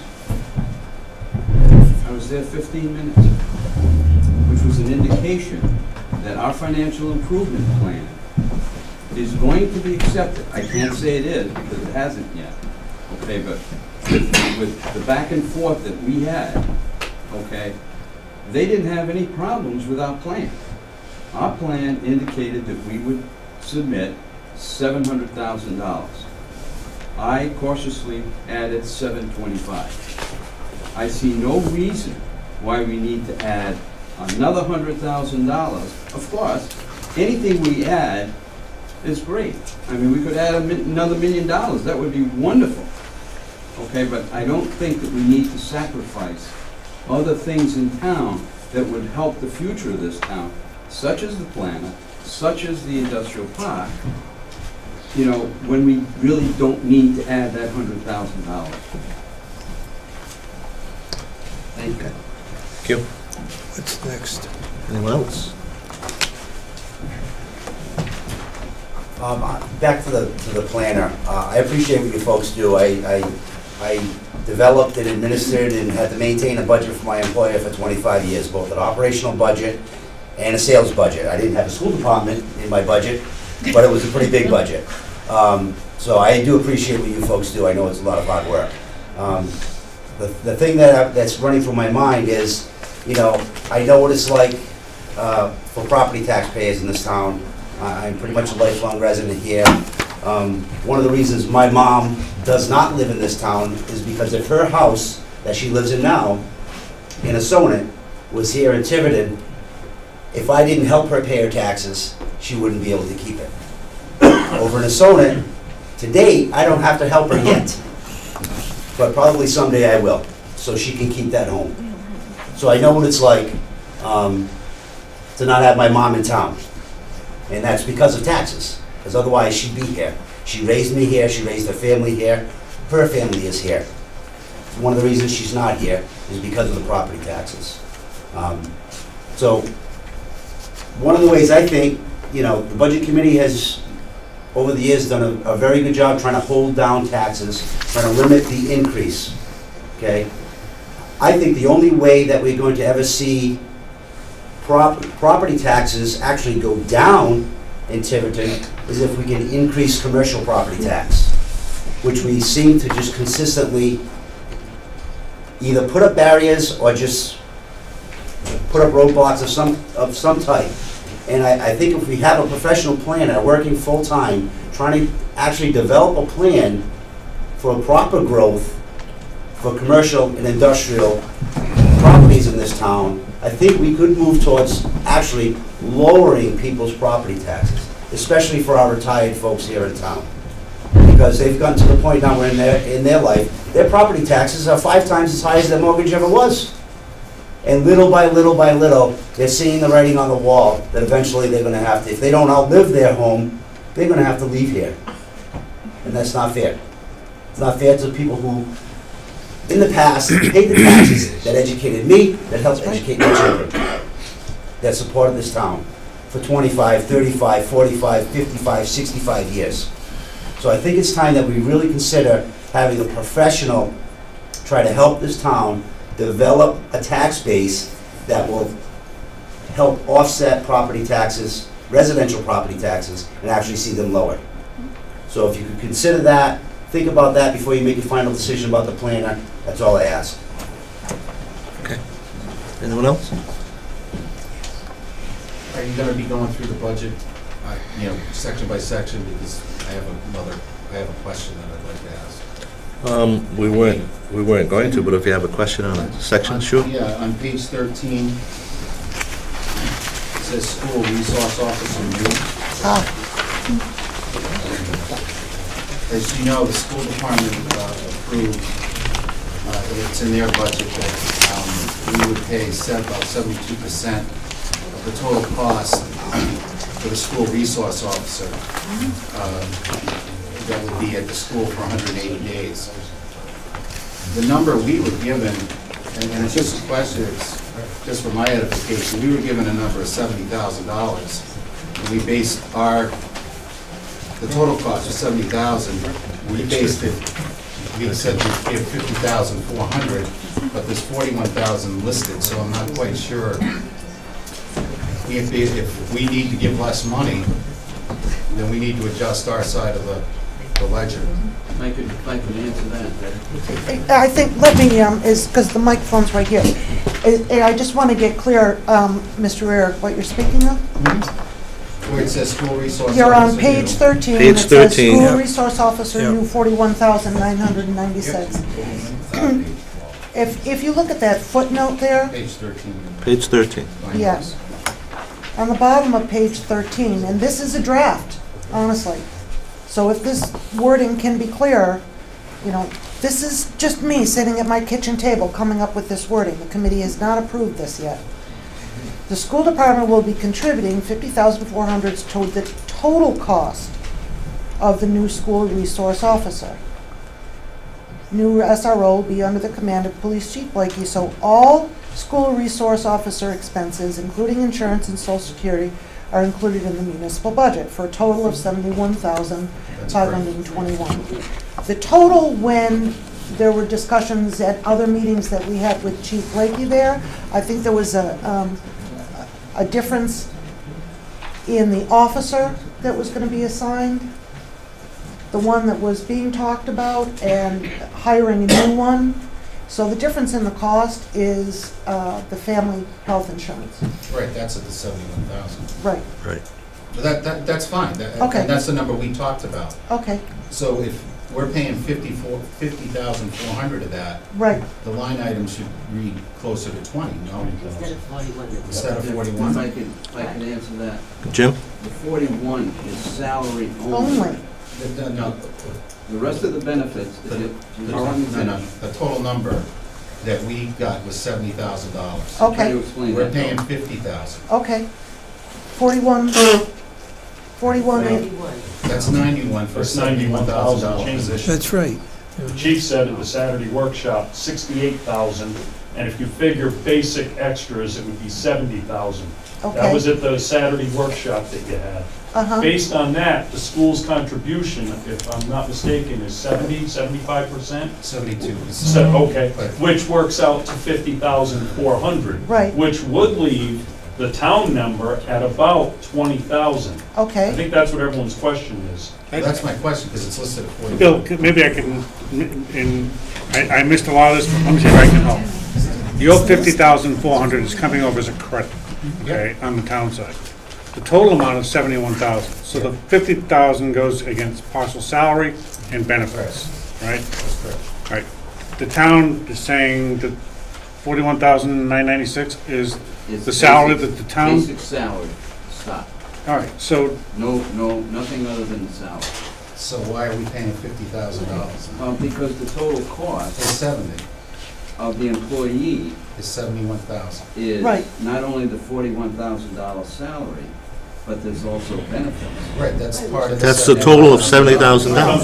It's a total of 70,000. There's 20,000 more on the line item. So why we got 92 here? Why am I not getting The this? school's at 50,000. So what, yeah, so why shouldn't this line item be 71,000 minus 50,400? That's my question too. 15,400 plus 41,996. Because, look on the back Is page. 92 grand. Okay. Hold on, here- hold on. I get it.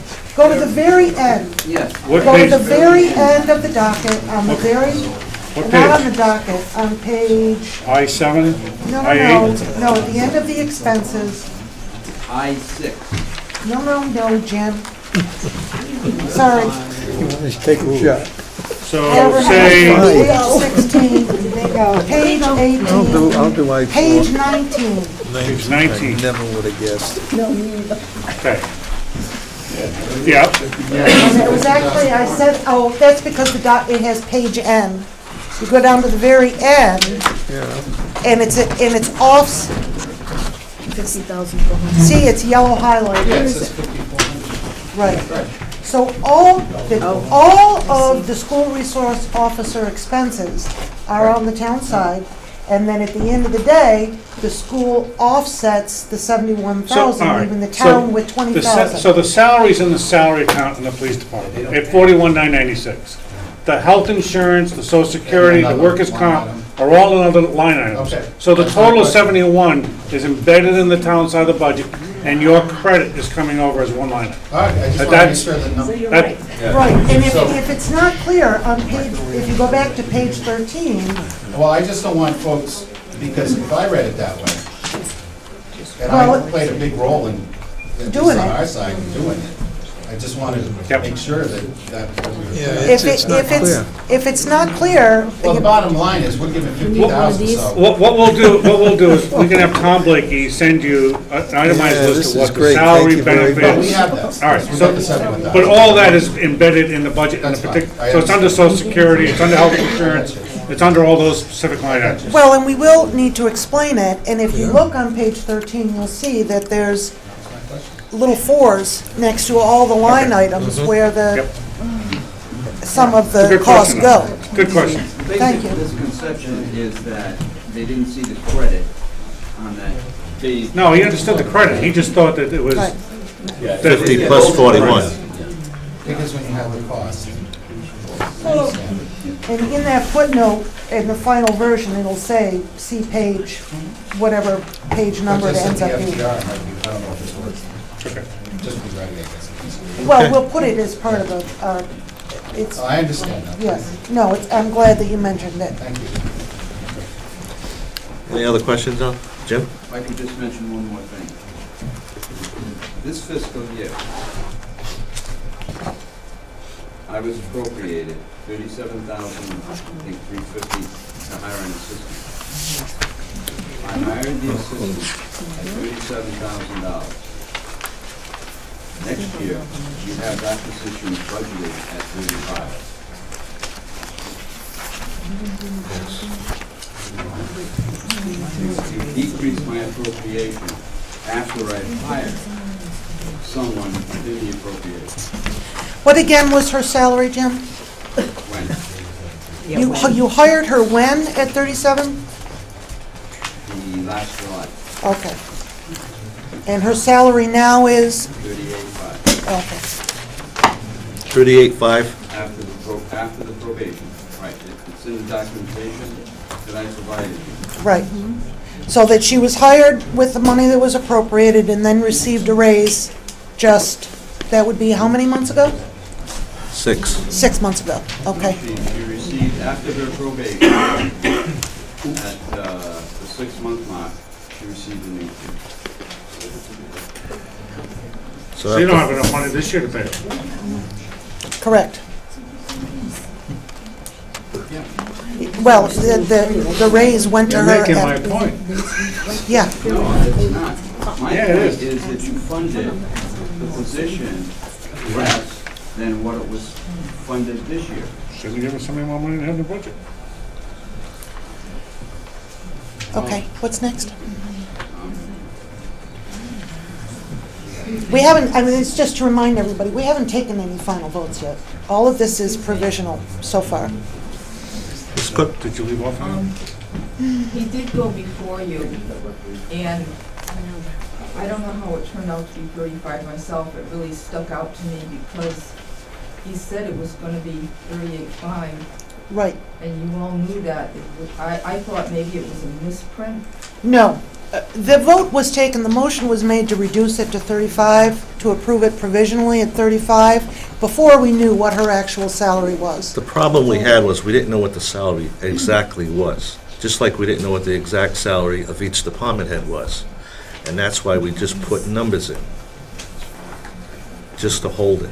The salary was in documentation that I provided you in January. Right, but Jim, so is also the department head salaries are all in here, and yet when we ask the department heads what they're making, it's not what's in the budget. So let's not even go there. It's in this year's budget, exactly what they're making. All right, let's not digress on that again. Let's not go there. That doesn't have anything to do with this. Of course it does.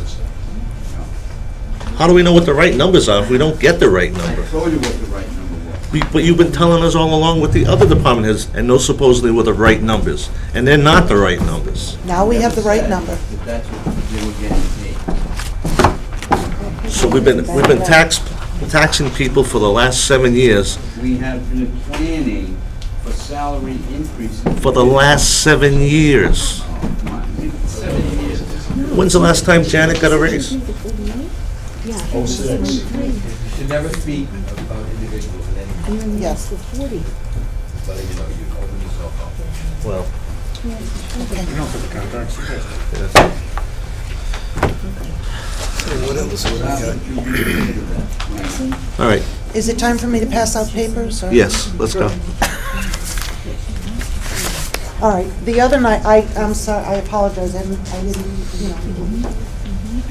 pass these around, and what's ever left will be by Alex. The other night, we took a look at gas and oil, and I kvetched about putting 40,000 into paving. You did what? Kvetched. Can you translate? KVETCH. Yes. Thought about it. Kvetched, yeah. Okay, so, the other night when we did the gas and oil, we looked at, and the reason behind doing it was to use the same price consistently across the different departments. Okay. Right. So we went through the exercise, and we had to get some information from the DPW, but we got all the gallons from the other chiefs, we had that, put in the numbers, and we came up with revised numbers for oil and gas. What you're looking at on the piece of paper and what's on the screen is 4 different departments that add up to a significant chunk of change, $200,000 in the budget. And there's audit history over on the left-hand side. In the middle box, in the middle columns, are what the changes to the budget. You see the council budget was for the fire department was $75,000. Was a $7,150 increase, 10.5% increase. After recalculating with the gas prices that we reduced it to $70,000 the other night. That's what we provisionally approved the other night was $70,000. If you look back over on the left-hand side, you will see this enormous budget increase from fiscal year 12 to this current year. Now, I remember talking about this some last year, and I remember leveling out the increase so that it was consistent across all the departments. Honestly, I think we were all afraid that gas prices were going to continue to go through the roof and that we were short on money and we had to raise those budgets. Yeah. So why I bring it up again is that I think we need to look at it again, because if you look, just to not pick on the fire, but they're the first ones, the fiscal year 12 to 13 budget change was 24%. 24% increase in the budget because we thought prices were going to go through the roof for this year. Well, look, here we are now 3 months through the 3 months left in the year. These are preliminary numbers that I got from the treasurer. You annualize it, and it comes to $56,000, where we budgeted $67,850. You look across here, the versus the fiscal year 12 actual, these increases.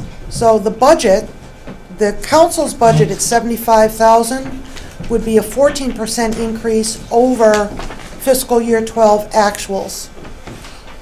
The $70,000 we did the other night would be a 6.6% increase over the fiscal year 12 actual, which is the $65,661 over there. So what I did was relook at them in the context of trying to adjust back the increase that we made for fiscal year 13, that now after fiscal year 13 is almost all the way done, we didn't have to jack it up that high. So I think this makes the case for the metering, the gas metering system, so we can get a better handle on the number of gallons that are being used. My proposal is the fire department, the annualized figure is $56,000. We know the fire, all of these annualized are lower than I take it with a grain of salt. It's not, if at the end of June 30th of this year, the expense budget for the fire department is $55,579, I'd be shocked. You know, there's leeway around that number. What I want to do is adjust it to somewhere closer to fiscal year 12 actual. I increased the fire because we know the runs are increased. We have documentation of that. And if you go down to, say, the police, we had set it to 111 the other night.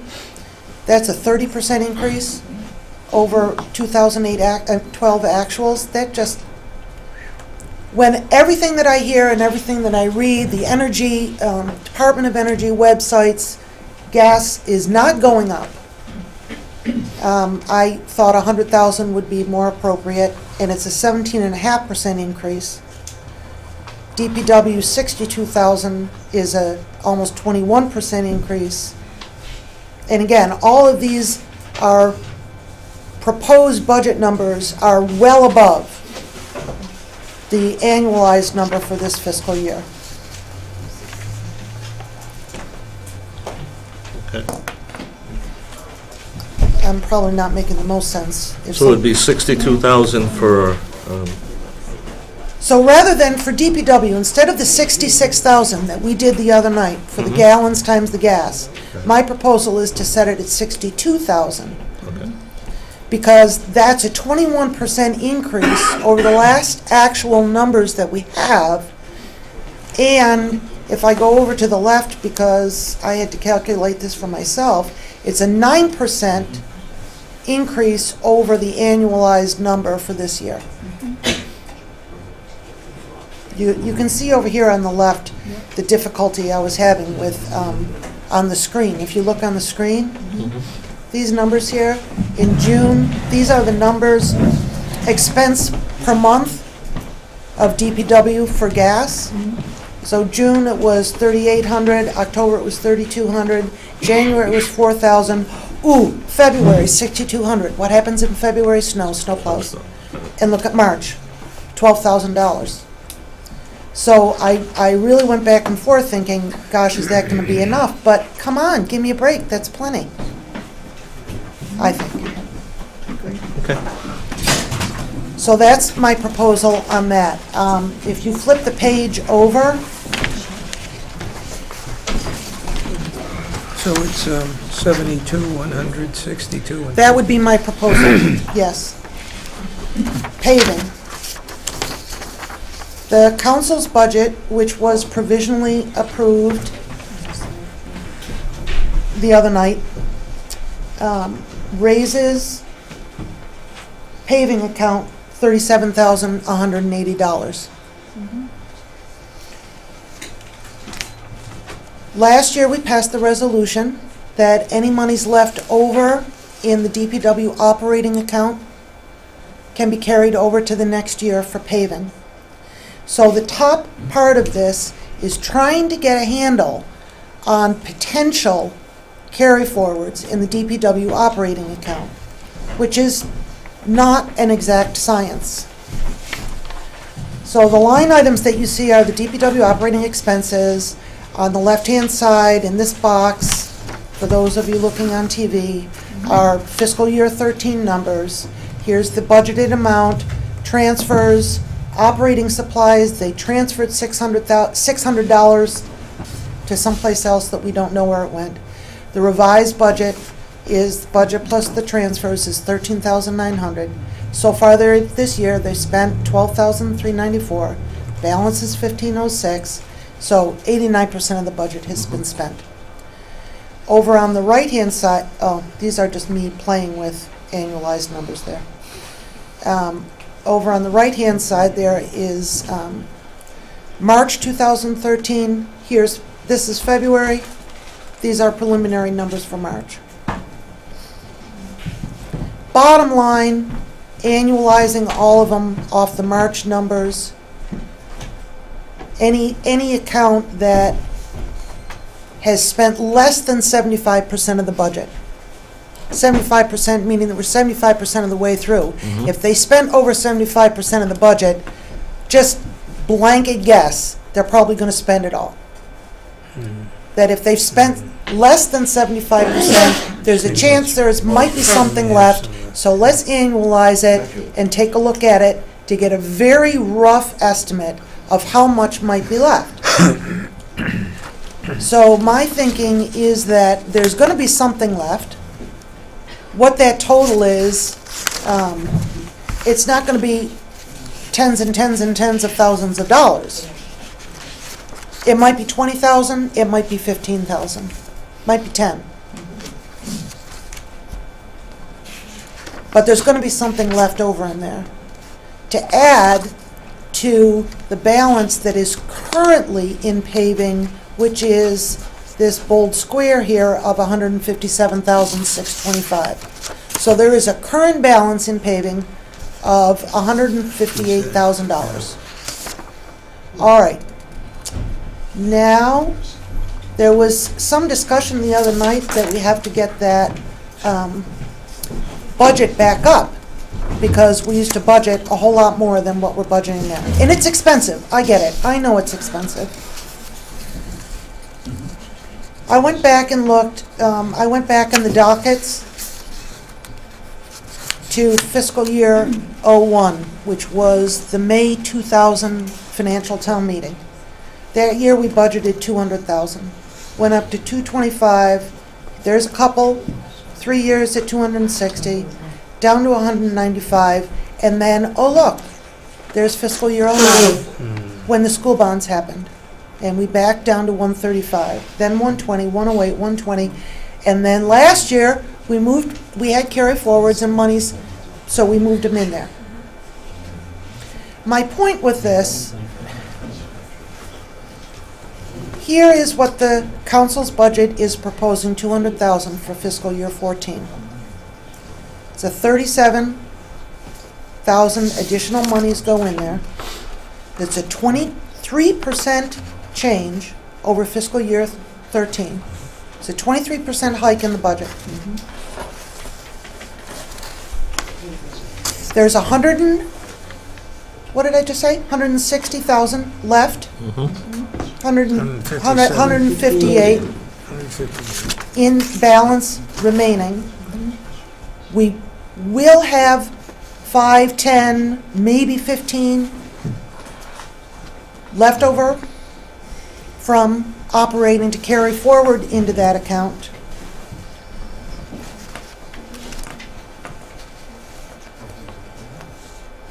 I'm proposing 170, which brings it up to a round number. It's a 4.4% increase over last year's budget. The 170,000, say they can do 60,000 worth of paving in the last 3 months of this year. That's 100,000 left. That's 270,000. I did a little work with the treasurer. She had done this for the fiscal year 12 audit. The total cost of the Lawton Avenue project, Narragansett, Lawton, and the other streets in there, was it was about roughly 300,000, a little over. And then there were reimbursements. The net cost was 230,000. You see me draw that little arrow up there.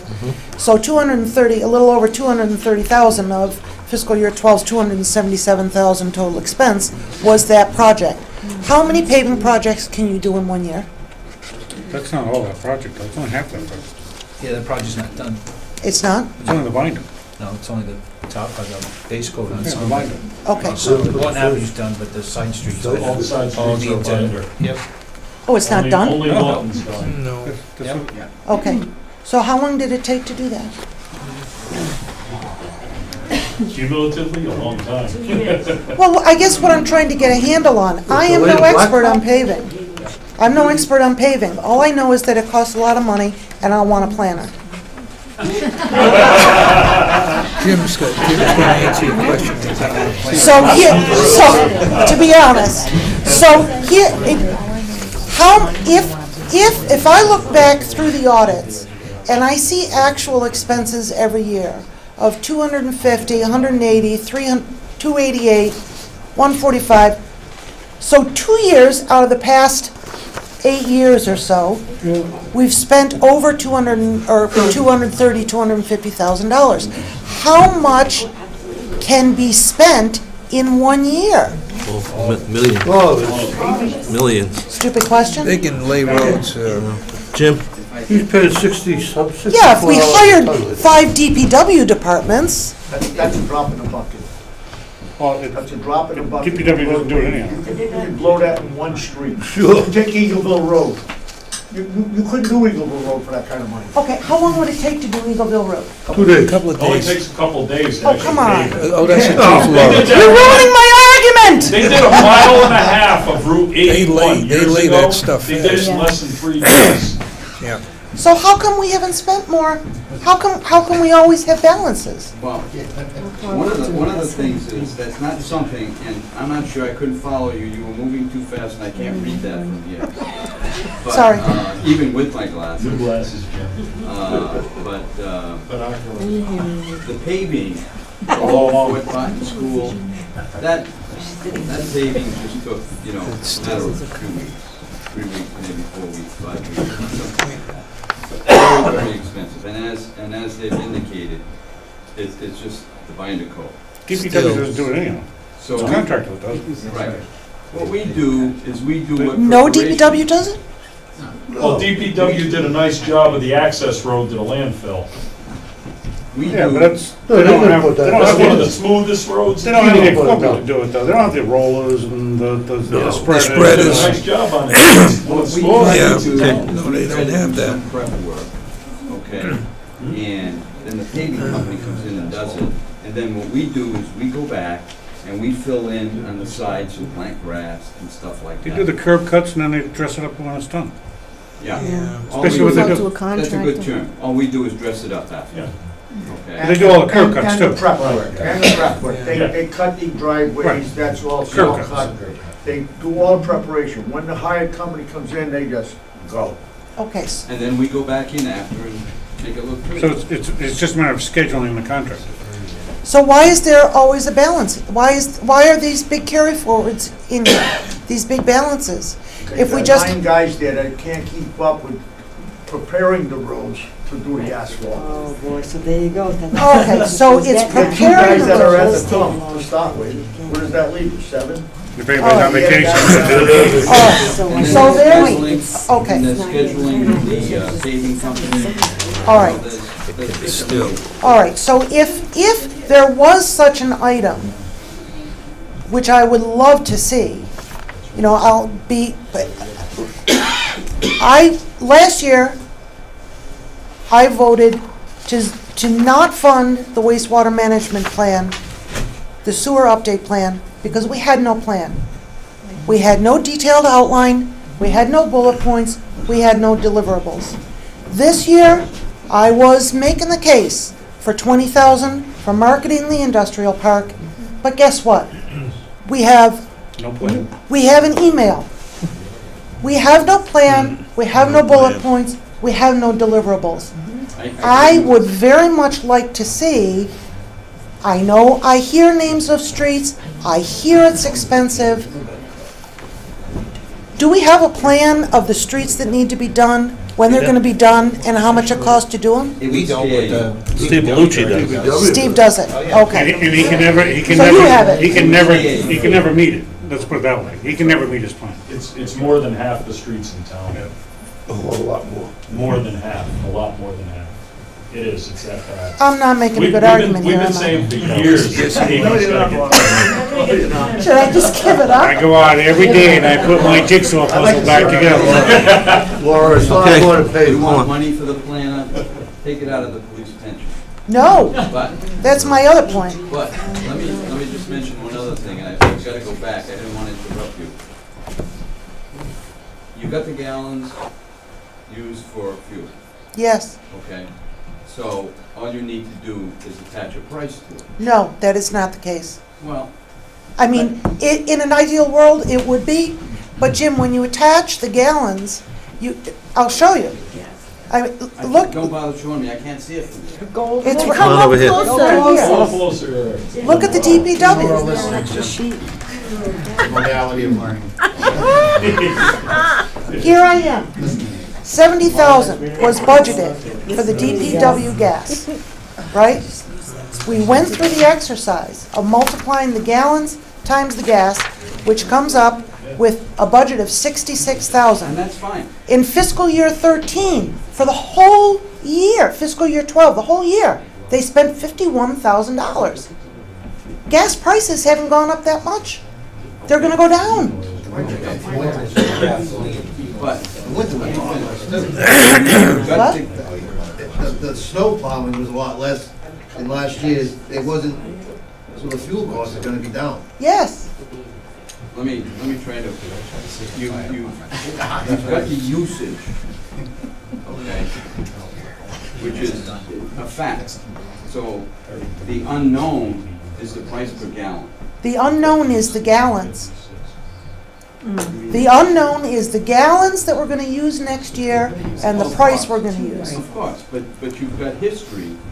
On pieces of paper that people have written down when they fill up their trucks. That's why I say this is making the case for the gas metering system. You don't have to be the best thing I'd love to get it. If you want to fund it, I'll do it. I thought you had funded it for this year. You took it out of next year's budget. That's right, you're gonna do it out of this year's money. I'm going to try to do it this year, yes. You're going to try and do it this year, or do we need to put it in the budget? One of those answers we can't get straight. I've asked all of the properties that use it Just another one. to donate for it. Okay, so it's spread across the town. Well, if you're not, if you're You're not letting me get to my Okay, point. sorry. My point is that I believe you use, for diesel fuel, you use $3.87 per Right. gallon. Right. Okay. I had indicated to the budget committee last week that in February, the last fill-up of diesel, we paid $3.94. So what you're You're making my case. What I'm telling you is that you use $3.87 per gallon for diesel, and we're currently paying $3.94. So what you're saying is that the price of diesel is going to go down, and it's going to stay down for the whole next 16 months. And What? let me just add, that diesel fuel runs our fire engines, it runs our plows, it runs our rescue. We get that, Jim. We have the gallons that were estimated by the department heads and the chiefs for how much they use. We have the price that we put in and estimated. That amount for the DPW came to $66,000. That's a 29% increase over what we know we spent in fiscal year 12. If you think gas prices and usage is going to increase by 29%, I don't believe it. I will accept the gallons. I will accept that.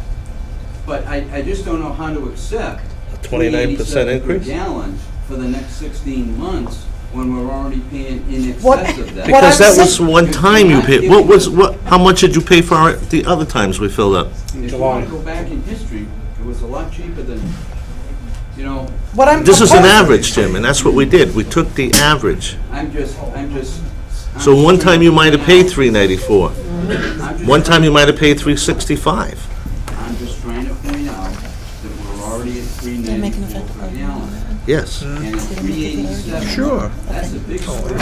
And it's going to go below $3.94 and stay there for the next 16 months. I think That's that's because we're gonna stay there for 16 comfortable months. with that.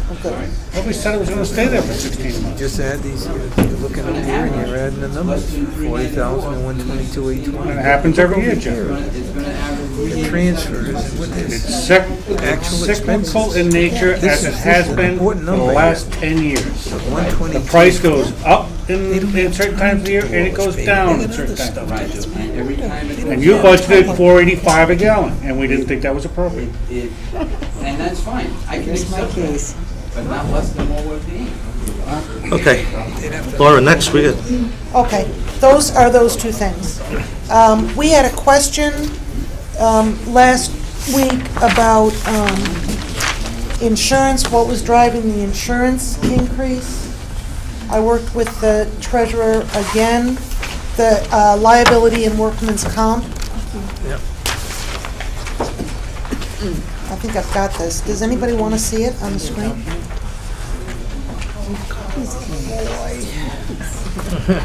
Killed the trees this week. You're gonna save money? She stays up all night. It's a pretty simple, I mean, it should be straightforward, but, 5,000, 22,000? and correct me where I'm wrong, Jim. Okay, fine. Workman's comp is about, of the total line item, workman's comp and liability, workman's comp is about 20%, liability is 80%. Jim, you want a copy of this one? Jim, You probably should. you want a Yeah. copy of it so you can see it? So, I'm pretty sure, Jim, well, I know, because I looked in the backup. The bill for 2013 is paid. So we can figure, and it was paid a while ago. So Jim's number that I hope, I'm presuming that it's final from the trust No, it's is not. 5%? But it's, It advised me of, that I should use a 5% increase. yeah, I have been trying to get them to give me a final revised, number, well, but I haven't got it yet. yeah, because what's driving the increase is not any change in the ratio of workman's comp and liabilities. What's driving the increase is that last year we budgeted 6% and it came in at 10%. So this year we're budgeting 5% over the actual 2013. Now, I'm not advocating for any change to the budget whatsoever. I mean, it's just, it is what it is. It's over the 5%. It's a 5% Over increase, 10%. and the numbers tie out, and, I Bob? mean, yeah, we could probably adjust for no ranger, I but just have some questions about some pennies. pennies? We're not counting those. Page 19, the recreation budget. Oh, you wanna do that? Field, I'm sorry, the fertilizer, seed line, stone, how do you cover that? I will be happy. What page? 19. Yeah, we, This came up fairly recently. For every week's meeting, when the departments came, and unfortunately, we didn't have anyone with us from recreation when we went through the recreation budget, we had this handy-dandy special worksheet that gives you all the numbers anybody could ever desire. And more. That has the fiscal year 12 budget in this block right here, and then the fiscal year 13 block right there, and then there's some comparisons that I won't do because then I'll lose my spot. Here is fertilizer, seed line, okay? And here's preventive maintenance. 2012, the budget was $4,000 for fertilizer, seed, that's all. That entire budget of $4,000 was transferred out, was taken out of fertilizer, seed, and put into preventive maintenance, which also was budgeted for $4,000. So you had a revised budget of $83,37. You did some project because you spent $8,337. Okay, fine. And I don't know what they were off the top of my head, but I'll certainly look into it tomorrow Okay. and tell you exactly All what right. they were. So I here know we- exactly what it is. Okay. It was the fencing at Fort Barton, the baseball fencing at Fort Barton. That was part of it. Okay, so there you go. Now we move on, and we're budgeting for this current fiscal year 13. And once again, it's, equal, and they both got a little bit of a raise. So you now have, for this current fiscal year, $4,250, $4,250, and $4,250. And no transfers. But look, here we are at the end of February, and you haven't spent anything from fertilizer, seed limes. And now, this is accounting, this is according to the records, and you've spent 1,300 of the 4,250. So then we look over here at what the proposed budget was, and you say, okay, help me understand this. You haven't spent anything for this current fiscal year, yet you want an increase of from $4,250 to $5,900, and you haven't spent anything in that account this year. And then So you you want to think- decrease So you the think- account where you've spent money. So we looked at this, and we didn't have anyone there, and we said, okay. Unfortunately, I wasn't here, and let me just give you a brief explanation of this year. It looks like that money is there, it's not. One, I got a roller right now down at DPW that we rent, that's gonna be $700 per day. I use it all day today, and I intend to use it all day tomorrow. Hopefully, I can do it in 2 days. Mr. Gerlach was just down at the soccer field, he can tell you what deplorable condition it's in. However, you have to set priorities. Since the storm, I got a call that down at Boogamosh, the backstop was leaning forward. I went down there and checked it out. We tried to push it back. Well, there's no pushing it back because the pipes are all rotted. It's now leaning against the scorers. That's preventive maintenance? Yes, but if a wind comes and knocks it, it'll kill somebody. It's that big, it's 12 foot high. That fence is gonna cost $7,520. I got the vendor to knock off $500 if we take it down ourselves. I got myself and one part-timer. We're gonna do that hopefully Monday, because he's gonna erect it Tuesday. We didn't have any money, $7,000 in any one account, so I'm proposing to transfer that Jim doesn't even have yet, out of the fertilizer account and out of the beach account to pay for that. That's an emergency. I don't know where else to go with it. We just had a load of the clay infielders. One load, one truckload, $700. It's not enough to do all the fields. Explain to me why the budget request for the fertilizer went up from $4,250 to $5,900. Because the fields desperately need to be fertilized. Mr. Bill, I can certainly attest to that. He was there last Friday at one hell of a meeting that we had. $1,615 more? Yeah, it's not a lot. It sounds like a lot of money. How many fields we got? When I'm kvetching about, a few gallons of diesel, Laura, you cut me. I live in town. You cut my budget with $400 my gas. I don't really care. I mean, you understand. I hear what you're saying, but you need to know what's going on. Look, go down to Town Farm, do yourself a favor, go down to Town Farm tomorrow, and just look at the backstop that Little League uses. We've been patching that for years because we don't have the money. We've got to borrow and beg and steal, and not steal, but borrow. Yes, yes. Take from Peter to give to Paul. Yes. That's how we operate. So cut $3,800 Hold on. is a lot of money on a small budget.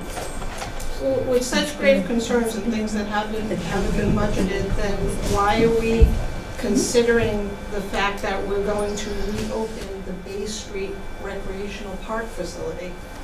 It's never been actually closed, just so you understand this. And I went down and I looked, and you've got a lot of work to open it as a park, and if the money is so tight now, and there's no money for fertilizing and a backstop. Okay, I think some of the councilmen here could probably answer that question, but I'll do it for them. I just put in for, not saying that we're gonna get, $50,000 in CDBG block revenue. It's 40,000 and 15 of it was 50, taken from. 50,000 I put in for. 15 How of much it are we was gonna taken get? I for the really don't senior know. center, and it's for playground equipment. But there's a lot of work that needs to be done to reopen that park, and there's really no need to reopen the park. And considering everything you just listed, I guess I have a lot of concern of monies that aren't budgeted here are being spent, or the need of security issues, and then reopening a park that was presented by Mr. Gonzalo that Don't get me wrong, I guess you really need to talk to the people from that area. They come to the recreation meetings and beat us up big time. How come it's not open? There's Picasset at the top with a bunch of playground equipment. We've just been right in the room. The schools have new playground equipment and the town farm is there. Just, again, maybe next year is a good time to do it, but with everything that you just listed and the numbers that I see here, and a request to open another park. They are all needing drastic repair. Town farm needs drastic repair. That type of playground, that is over 20 years old, and it's tired. Okay. Maybe the 50,000 goes to the town farm playground. Well, I put in for Main Street because it's a low-income depressed area, and I didn't rate it that way. Okay, no, I understand. So if we can grab the money, if we can get it, why not? It's kind of like a council decision. The reason that the Bayview Park is a priority for CDGB and the council is because we know that is, and that's the reason why it qualifies. It's part of the low-income neighborhood. That area of town north of where Garden Heights and up is the earmarked area, or actually Hooper Street, whatever it's. Is earmarked as the area that these funds are able to be used, and it just so happens that there's not a lot of access. It's true, you can go to the town farm, but if you're 8 years old, it's the height of your bike. That park, whether you have enough money to reopen it now or not, next year will have to be maintained, and the year after that, and the year after that. If there's such great need in the budget now, and $7,000 for backstop, that's nowhere here anywhere. Let me take that a step further. We're taking on another, we're taking on another place. I appreciate that you might think we're taking it. I mean, I played Little League at Bayview. No, my son played T-ball there until it closed. Yeah, it served a good purpose, and I think abandoning that and abandoning the folks who live in that neighborhood, more so than they've already been abandoned so far by this town, is not something we want to do. So, I don't want this to. Okay, Nick, Bob. If I may. One more time and. It wouldn't take an awful lot of money to make it at least somewhat reasonable. The swing sets, they need to be dug out, but with this weather we haven't been able to accomplish that. The people in that neighborhood have come up with and offered $500 to buy the railroad ties. $5 for the water, please. So, once we put those railroad ties on, put a little sand in them, gallon of paint goes a long way. It will look the basketball courts. I got the nets downstairs, we're gonna put new nets up there, they're usable. So kids could use that, we could use it for T-ball. Costs nothing to do that. Again, it's the future of maintenance when we don't have the money Right. today to maintain what we have. And I understand the need in that area and the grant availability, and I get all that. And it just doesn't make sense to me right now, today. Okay. Can I just clarify here, because I did hear you say cutting 5,900 is a lot? 3,900, I thought I said. Oh, okay, yeah, because it is 36. Because we put 2250 in the account that we thought the total amount, would be the using. bottom line is a $3,600 reduction. Correct. Okay, move on. That's a lot out of the little budget. All right. Last? What do you got last? What do you got left? And memory of Art Moeller, we moved past 10 o'clock. Here you go. Yeah. 10:30. It's 10:30. Is it? Well, he moved it up every day, so. Right. All right, the last thing I have is on the police pension. And you all have this. I don't have anything for the screen. I'm sure you're all disappointed. This is a copy of the page from 2012 audit. This is the copy of the page that outlines the accounting for the police pension, as well as some other funds. Our discussion the other night, when the provisional motion was made to add 100,000, was centered around the idea that, and it's difficult to grasp because actuarial numbers they're not easy to understand. Smoke and mirrors. But the point that was being made, I think, was that we're doing very little to save and pay for future retirees. That the bulk of our money is being used to pay off current retirees. And that is the concern. This page, to me, exemplifies that. Because you will see where I circled it, that in 2012, benefits paid to retired police officers was $755,494. So $756,000 was paid out to retirees. Our budget last year was $700,000. Now, it's not a one-to-one deal. Nope, not at It's all. not like we put, you know, our budget is 700,000 and we take 700,000 and it goes right to pay off the retirees. No. There's $6.7 million at the end of June 2012 in the police pension fund. So the actuarial report, that whole process is designed to help you figure out how much money are we going to have to pay in the future, and how much of this 6.7 is going to be used to pay out the current retirees, and what kind of mix are you going to get out of that? Now, if I'm not mistaken, that was your point. That the concern is that we're not catching up on the future. Well, I just happened to catch that on TV the other day, too. And Jim, I didn't get to see you, but Portsmouth was right behind you, I guess? In the paper, too. Okay. And their contribution was over $2 million. Well, it's hard, you know, without knowing what their liability are, then... They were at a 49%. Right, but what their total... The other piece that, you know, the fact that somebody says that getting to 60% is the cure-all, it's not. You still owe a ton of money on top of that. And it's disingenuous to the people who we've made contractual obligations with to say, we're going to pay your pension, but then we want to turn a blind eye towards putting the money aside to pay them. You know, we have done nothing as a community to say, like every other community's done, have negotiated, you know, settlements with the unions about where it is that we're going to go in the future. We've just said we're going to continue on this merry way, and, you know, don't worry about it. In 8 years, we're going to be fine. But we're not going to get there by putting 25 grand more in something when we're not even making the payments to our retirees now. Well, and yeah. when the market actually makes money and we don't.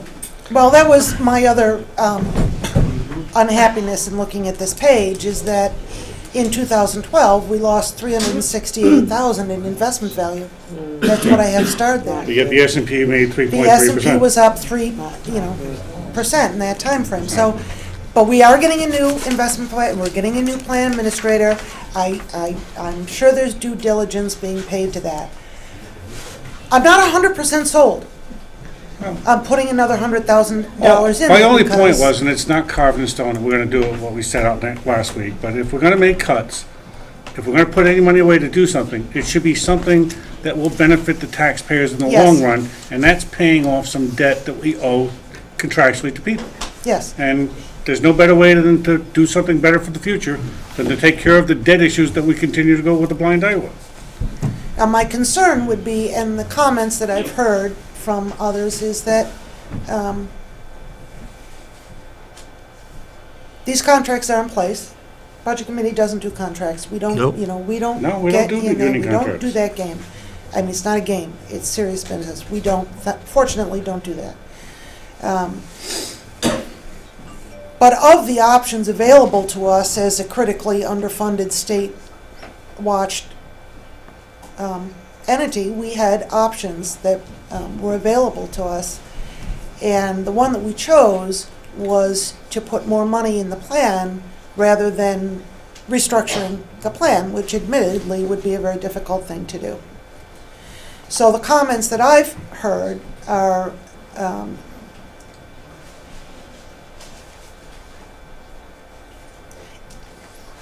do we want to just keep putting money in? Do we want to put more money in this plan and raise the budget?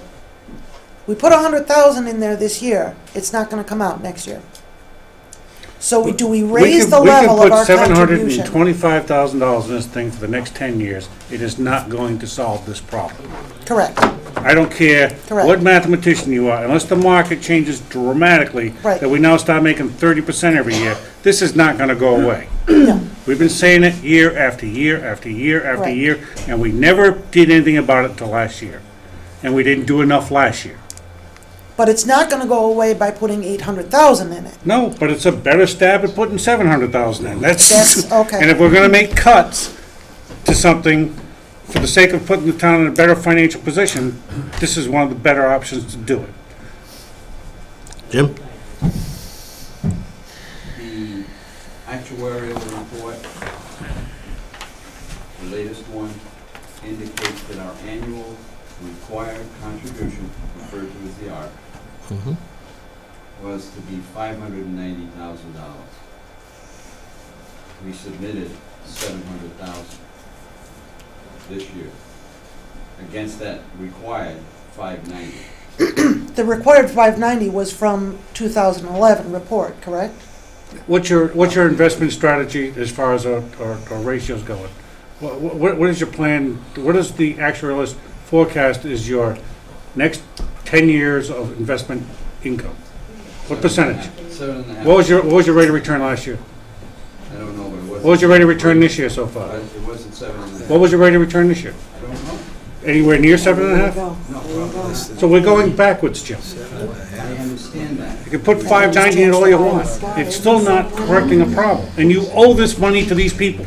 Every year, yeah, but, you know, we can't fund it, you know, all in 2 or 3 or 4 years. We're not going to. 800's not going to do it in the next 8 years. The actuaries know better than we do.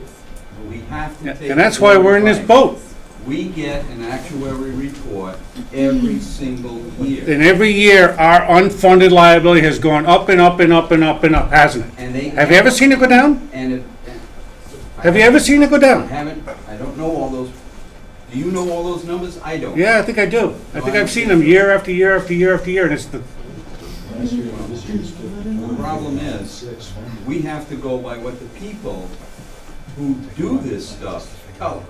And all I'm saying is they say that this year we should put 590 and we put 700. If we put 590 in and we're spending 755, you're not going anywhere. That's to me. I mean, You no. know, obviously, your mind is made up. I can see the ballot, you know, actuarials get paid a lot of money. They know a lot of things that we don't know. And they make mistakes. And it's yeah, there are other places have Look at made Providence. mistakes.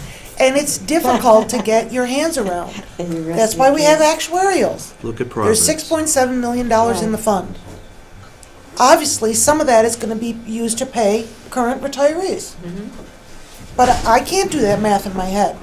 But what I do see is that we paid out last year $755,000. Yeah, we didn't negotiate any concessions. And we're putting in Yes, we did. $725, and it doesn't. Not that we're. Where'd you get the concessions? Where all new officers are gonna be in 25-year retirement. Wow. What are you gonna do? What are you gonna do when we get to 60%? You're gonna pay them more in their pension because they're gonna get holiday pay too? We are doing what we can, okay? But that's what happens when they get to 60%, correct? Yeah, I think it's important to keep in mind, and I can almost speak for Jim, he's been pushing to take care of a lot of the old debt in this town. And it's only been done over the last few years, and a lot of it has been done by Jim. All of this debt, and you can go into a lot of the debt that we've accumulated, goes back 10, 20, 30 years. That's when a lot of these issues should have been addressed. I think the only argument that I would make, and I'm not going to get involved in this issue, I don't know the numbers well enough, but the effort that we've made is to address these issues progressively. I think that's what we've done over the last 4 or 5 years. We were faced, well, this would certainly be the case with Ed and I, when we joined the town council, there was debt everywhere. The idea was progressively address those types of problems. That's what we're doing. That's what we can do. I don't know at what point, Chris, you say it's unreasonable. The Jim's number may be reasonable, your number may be reasonable. I'm not getting into that argument, but I'm just addressing that one issue. What we've been trying to do as a town council, at least for the last 5 years that I know of, I can speak to, is Well, trying to address a lot of those problems. I think like Laura said, if we're paying out 755, 494, and we're only gonna put in 590, I mean, I don't think it takes a rocket scientist to figure that one Figure out out. that we're not saving for the future. It's even if, yeah. Okay. Can I make a proposal for? Mr. Mark? I'm just curious as to the rationale. I'm looking at non-reoccurring, the replacing half a roof on Station 2. Why are we not replacing the whole roof? The reason behind that was, Because they want they wanted to put 2 layers on top of that, another layer on top of that. No, it's never been recommended to put 2 layers. It's always been recommended to strip the roof. Strip the roof, no. price doesn't include You that. can do a 2-layer, and you won't get the life out of the second layer. Absolutely. The price doesn't include that. The price to do a half a roof would be $17,000. Does include Stripping it and putting new shingles in. You can do the whole 35. Strip it and re-shingle it. That's not what we were told. That's not what we were Do told. we have any bids for that, Well, for it's spinning 35? wheels because the whole roof leaks. Well, Maybe We're not we take the disagreeing with buckets from one side of the room and we'll put them Well, in the other. We're not disagreeing with you, Bob, but What our plan was to do half the roof this year and half the roof next year. And so you're just creating more and more of a problem, because now we have mold on the side of the roof that you don't want to. we're not disagreeing with you, Bob. Where do you What- think what- that comes from? Bob, they tell us that the 35 is only an overlay, that it doesn't include stripping. So put yourself in our shoes. We want to do it right. We want to strip it. So the only way we can get there is do it.